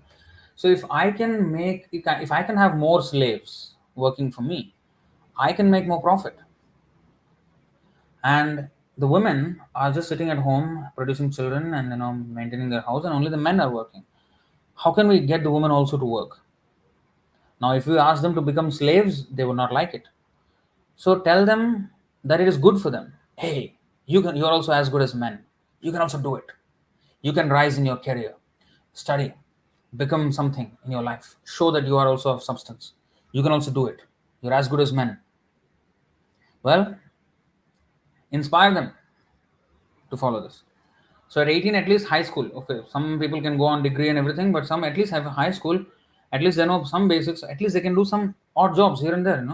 Instead of men doing those, men can do the other jobs, and women can do this job, or have a mix and match. At least have more people, influx of more people into the capitalist machine, so that I can make profit. So now, when the woman comes and yes, I want to be career oriented, I want to be this, I want to be that. When she gets a job and then she gets married and then she's going to be pregnant, so how is that going to be productive? No, that's not productive. Let's do something. Yeah, have your rights over your own body. You can abort the child. You don't have to be a slave of pregnancy and all this motherhood and all this. You can give it up at any point. Focus on your career. You have the option of giving up. You can abort. So they legalize abortion. They lobby the government to legalize abortion so that they can have workforce. So that as less as possible, the pregnancy and the women, the pregnancy, especially pregnancy and motherhood, will interfere as less as possible in the whole scheme of things of a capitalist agenda. So 18-year-old would mean high school pass at least. So that would at least occupy some posts, some maybe even menial posts or whatever. At least some workforce is there in some way. That is the only logic I can see behind the 18 number. Otherwise, there's absolutely zero logic in that. And women, even our own, Indians will know, our own grandmother, great grandmother, married at very young age, like 12, 13. Prabhupada's wife was 11 when she got married. So what do you say about that? And she delivered her first child at 14. And that was common. We have one Mataji here. Her mother is only 15 years older than her, like almost like an elder sister. And that's very common. And there's nothing to be shunned about. Oh, that's child marriage. That's not child marriage. Then why did God design for the reproductive organs to be active? So it is to actually protect the woman by marrying them off to a man. It is to protect them. Instead, they will experiment because the hormones go wild at that time. They will have so many delusional fantasies of having sex with him or her. The mind is just raving. Some people say, oh, no, I'm not that, don't think I'm a sex machine or what. Well, it's not being a sex machine. We have to do our duty as God ordained us to do so. So Krishna gave a certain physiological, psychological, and social responsibility upon us, which is rooted in religion. Dharma viruddha kamosme bharatarshava. So kama or lust or sex should be done according to religious principles. That is within marriage. So even if the girl is young, it doesn't matter. What do you speak? Abhimanyu was 16 years old when he was killed in the battle, and his wife was already pregnant. His wife would have been like maybe his own age or just a little bit younger. And you see what happened to Kunti. She already attained puberty and she was not married yet. And then she tried out. And she gave birth to she became an unwed mother. And that's a case of social infamy, and it's not religious. So these things can happen. These are the dangers. So by the Itihas, by the Mahabharata, Ramayana examples, we can understand what are the consequences of these things. So now it's a big social problem everywhere. The women are having sex at all ages, even in their teens, and then they're not getting married, they're not becoming chaste, and the kind of population they produce will not be of a very high grade. And some of them are waiting until 30, 35, 40 to get married, and there is a shelf life to women. Sexually speaking, after a certain age, like 40, can't produce children. 45 is finished. So even if it is said that medically, even at 35, 90% of the eggs, they don't They can't produce. They can't produce children. So in the early years, she has to produce the children. So all this is in keeping with the physiology and the psychology and even the biology and everything. I mean, so if you look at it from the creator's point of view, and if you see what is the religious principles behind it, there's nothing wrong in that per se. Now, rape is wrong. We're not saying rape. Oh, woman must be raped. I never said that. Protected by marriage. In the beginning, the father protects the child, the girl, then the husband, then the grown-up children. That's the process.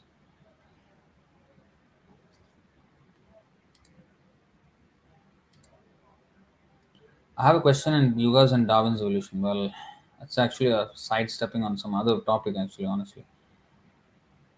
Hmm. Sami, meat. Me eat. Equal to eat me. That's a good one. Yeah, actually, that's a good one.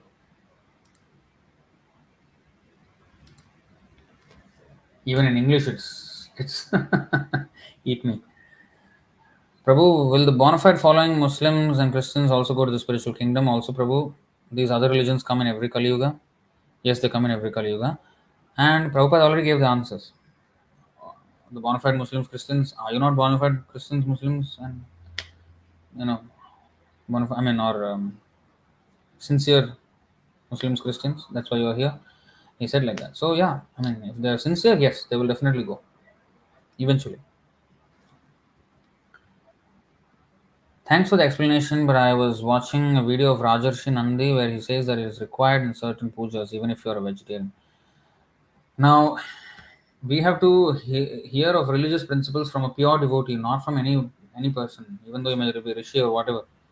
I don't know which exactly what are you saying. Even if you are vegetarian, certain pujas require.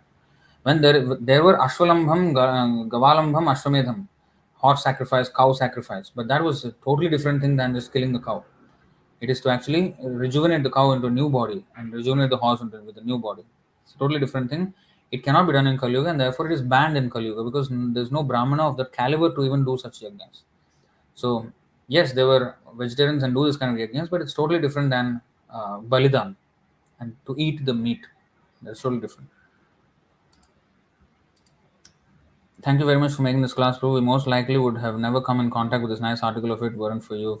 If it weren't for you and teaching it for us, all glories to Srila Prabhupada. Hare Krishna. Thank you very much for patiently attending this. Is offering, well, another saga. Is offering milk to Krishna compulsory? Why not offer something else? What is your opinion on veganism? Veganism is nonsense. Now, the intention behind veganism is can be appreciated, but you cannot. See, you are saying that okay, no cruelty to animals. That's why veganism.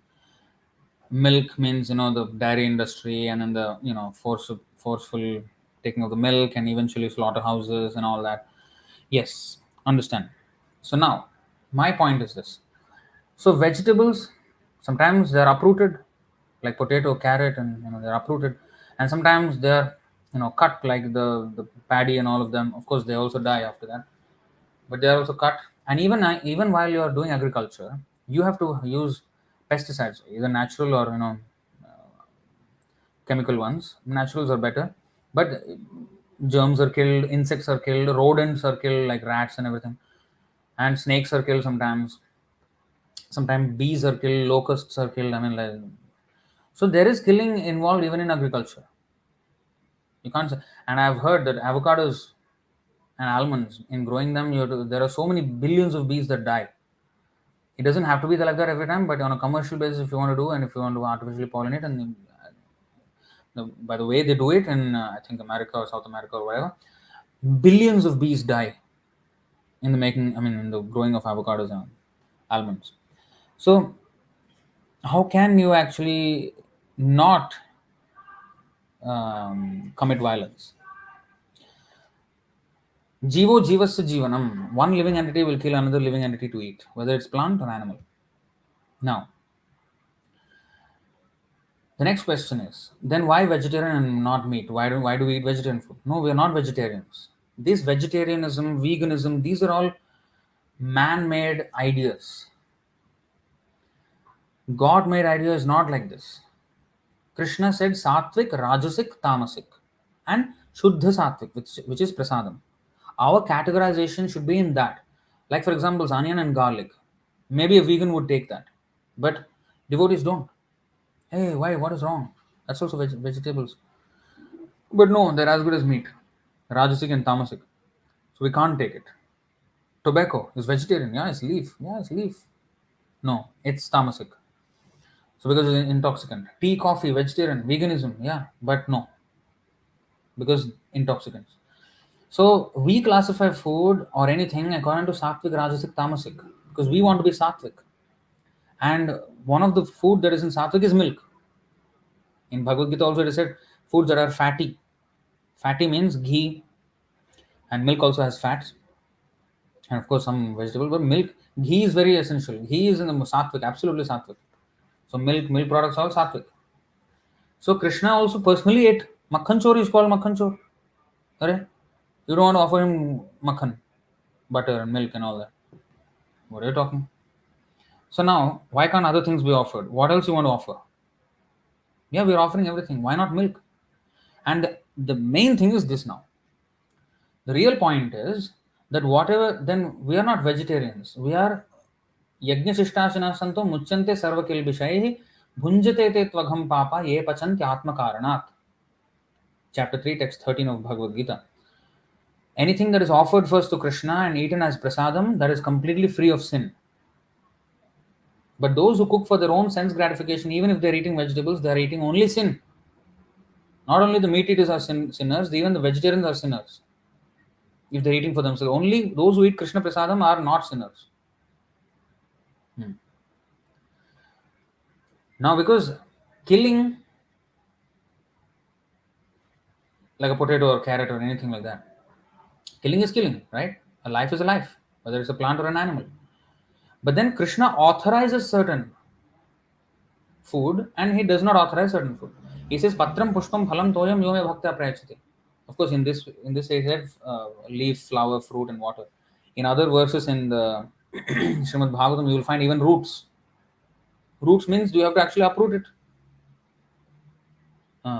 Kanda Moola, Shakha. So these are all mentioned in the Bhagavatam.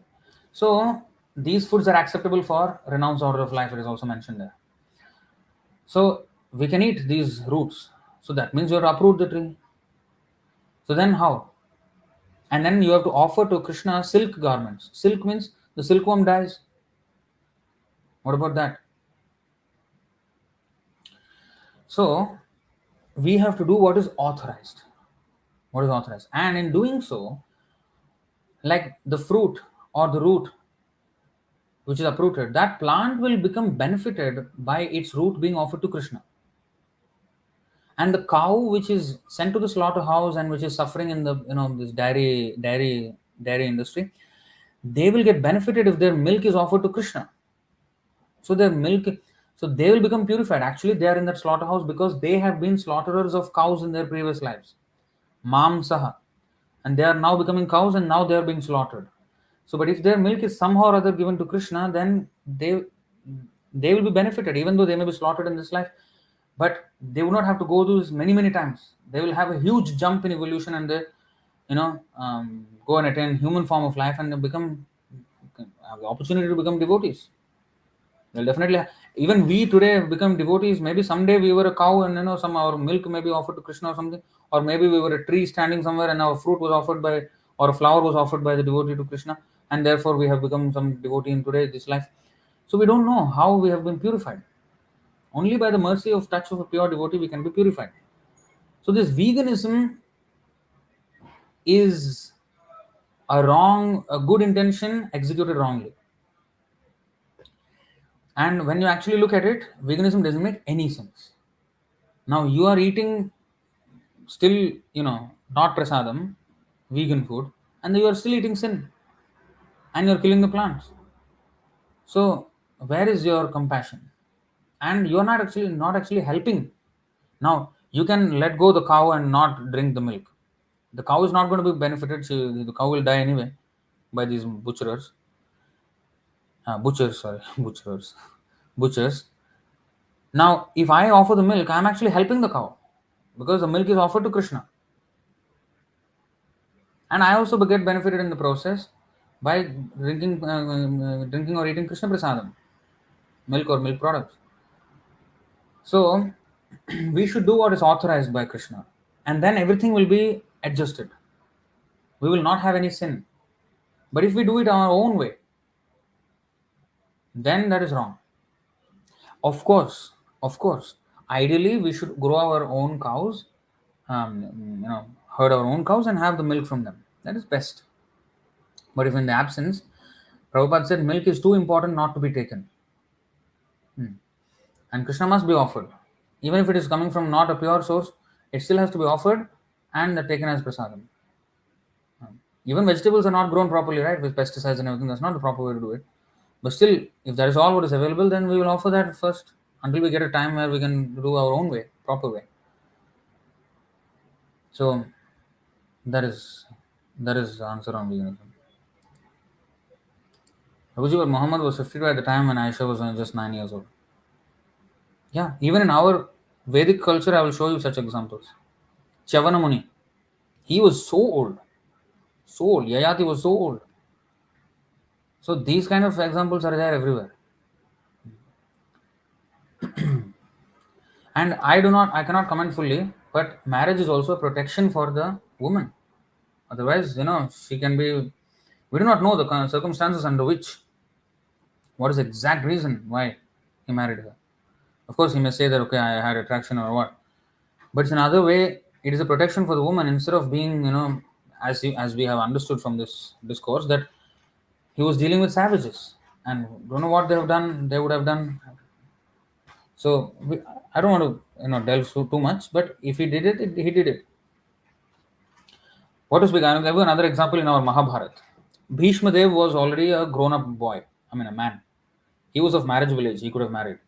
At that time, his father, being so old, he wanted to marry that Satyavati. And that fisherman wanted her to marry Bhishma Dev, but Bhishma Dev said, no, no, no. That means she could have been married to Shantanu's son, Bhishma Dev. But he said no, but his father married that girl. Now see, there is example now from Mahabharata. So, what do you want to say? So, there is nothing against religious principle in it. Okay. Even in our Hindu, I mean, in our Hinduism, so-called, I mean, Sanatan Dharma, people had more than one wife. In fact, in Muslim, it is until 4. But in our Sanatan Dharma, it can be 10, 20 even. Krishna had 16,108, of course, there is Krishna. But we have Chitraketu who had millions of wives. Of course, he has no son at the time. But he has millions of wives. And there are many, like even Vasudev, father of Krishna, had 16 wives. Dasharath had many wives. So, I mean, there are so many examples like that. So, do you mean to say, oh, they are only having 4 wives? No, we also had. Until very recently, until like 100 years ago, it was quite a common thing that a man can have more than one wife. Because by nature in human society, women are more in number than men, and all women must be married. So, some men have to accept more than one wife to protect her. So, these things were allowed. So, it's not just only lust. No.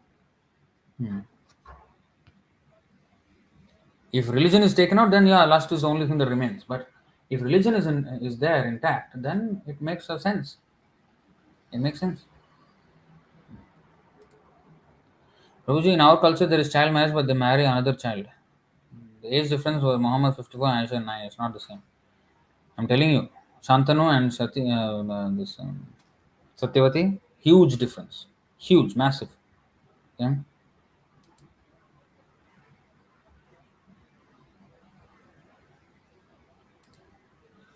I must know what I'm defending. Hare. Thank you, Prabhuji, for so great lecture. Hare Kṛṣṇa. Prabhuji, we cannot comment on the acts of pure devotees, Acharya, Hazrat Muhammad. It is between Muhammad and Krishna. We cannot comment. Yes. This all chaos going on because society is godless. They through all shastra and they think they can solve all world problem and giving everybody a high standard of life. Yeah, actually they're more manipulated by nature. Yes. In material world, the sex is for sense enjoyment. So when one sees with material view, Krishna's conjugal love is unjustified. But when Krishna descends here or whatever, wherever he is, it is spiritual realm. Yeah, there is no lust in that. Yeah, it's a totally different thing.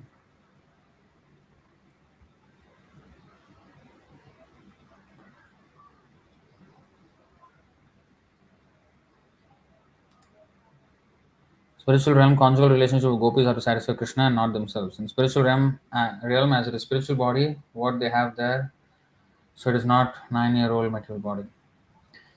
So I don't want to comment too much. I mean, our pure devotee, I mean, Prabhupada was, his wife was 11 years old. Of course, he was only 21. But what about Shantanu then in Mahabharata? There are other examples also. Other examples also. So many. Chavan Muni I have mentioned. Yayati I have mentioned. And there are many other examples like that. I mean, Vishwamitra Muni, he had sex with Menaka after thousands of years of tapasya. Come on, I mean, what is going on? So, so age not a big thing. The main thing is we have to see what the instructions. We cannot imitate or cannot comment on. What are the instructions that are mentioned there? Does it make sense? Yeah, it does. So that's what we have to be. That's where our reconciliation point should be, and that's how we should peacefully do this. Sankirtan Yajna. Peacefully in the sense, not by taking arms, but sometimes it is required to smash the mm, unscrupulous followers who do not follow. That has to be done, but in a civil way, by logic and reasoning, and by shastric references, and in that way. All right, so Oji, if I talk this matter that if cow's milk offered to Krishna, then that cow will be benefited, but the vegan don't agree. Let him not agree. So he doesn't know how to save the cow. We know, and he is not. It's not that he is not doing any violence. He's also doing. So veganism ultimately is a house of cards. It will just fall off when you start to really see. What about okay veganism, right? You are having your farm. You mean to say you're not killing any insects, you're not killing any rodents or any snakes or any such things? What about that? Of course, vegetarianism is more sattvic than meat eating, but it is not pure food. Pure food is only prasadam. Okay, so I'll stop it here. Thank you very much. It's very late. Oh, 12:15 a.m. here. Okay. Thank you very much. Anti-animalism. Okay. Again, some questions. I'm a law student. I have to study Muslim law. By what vision should I study that? Well, I don't want to delve into too much of these things because Muslim law today is coming from Fatwa Alamgiri to most of it, and which is written by Aurangzeb.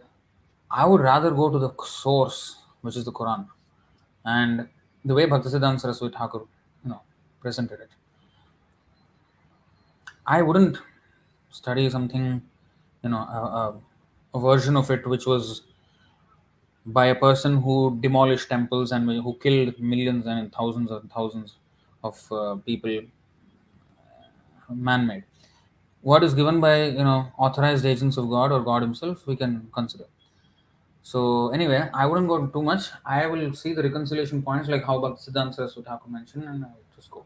But if you're a law student and you have to study Muslim law, then yeah, you have to go through all of that and try to understand. But I don't know. You should become a devotee. I feel, and preach Krishna consciousness. We have enough of these all lawyers and everywhere, and we need devotees. We are actually the biggest lawyers. We quote it like the law book, chapter verse, and we are actually bringing the real law back into the society, which is God's law, not man-made law, which is imperfect. God's law is perfect, so that's what we should be bringing back. So that's Jack 28. Thank you so much, Hare Krishna. This was a great lecture. Hare Krishna. Thank you very much. Jai Shri Prabhupada.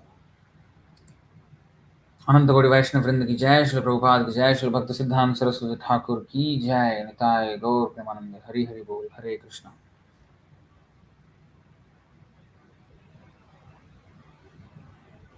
I agree 100%. Thank you. So become a devotee. Hope to see you sometime soon. Hare Krishna.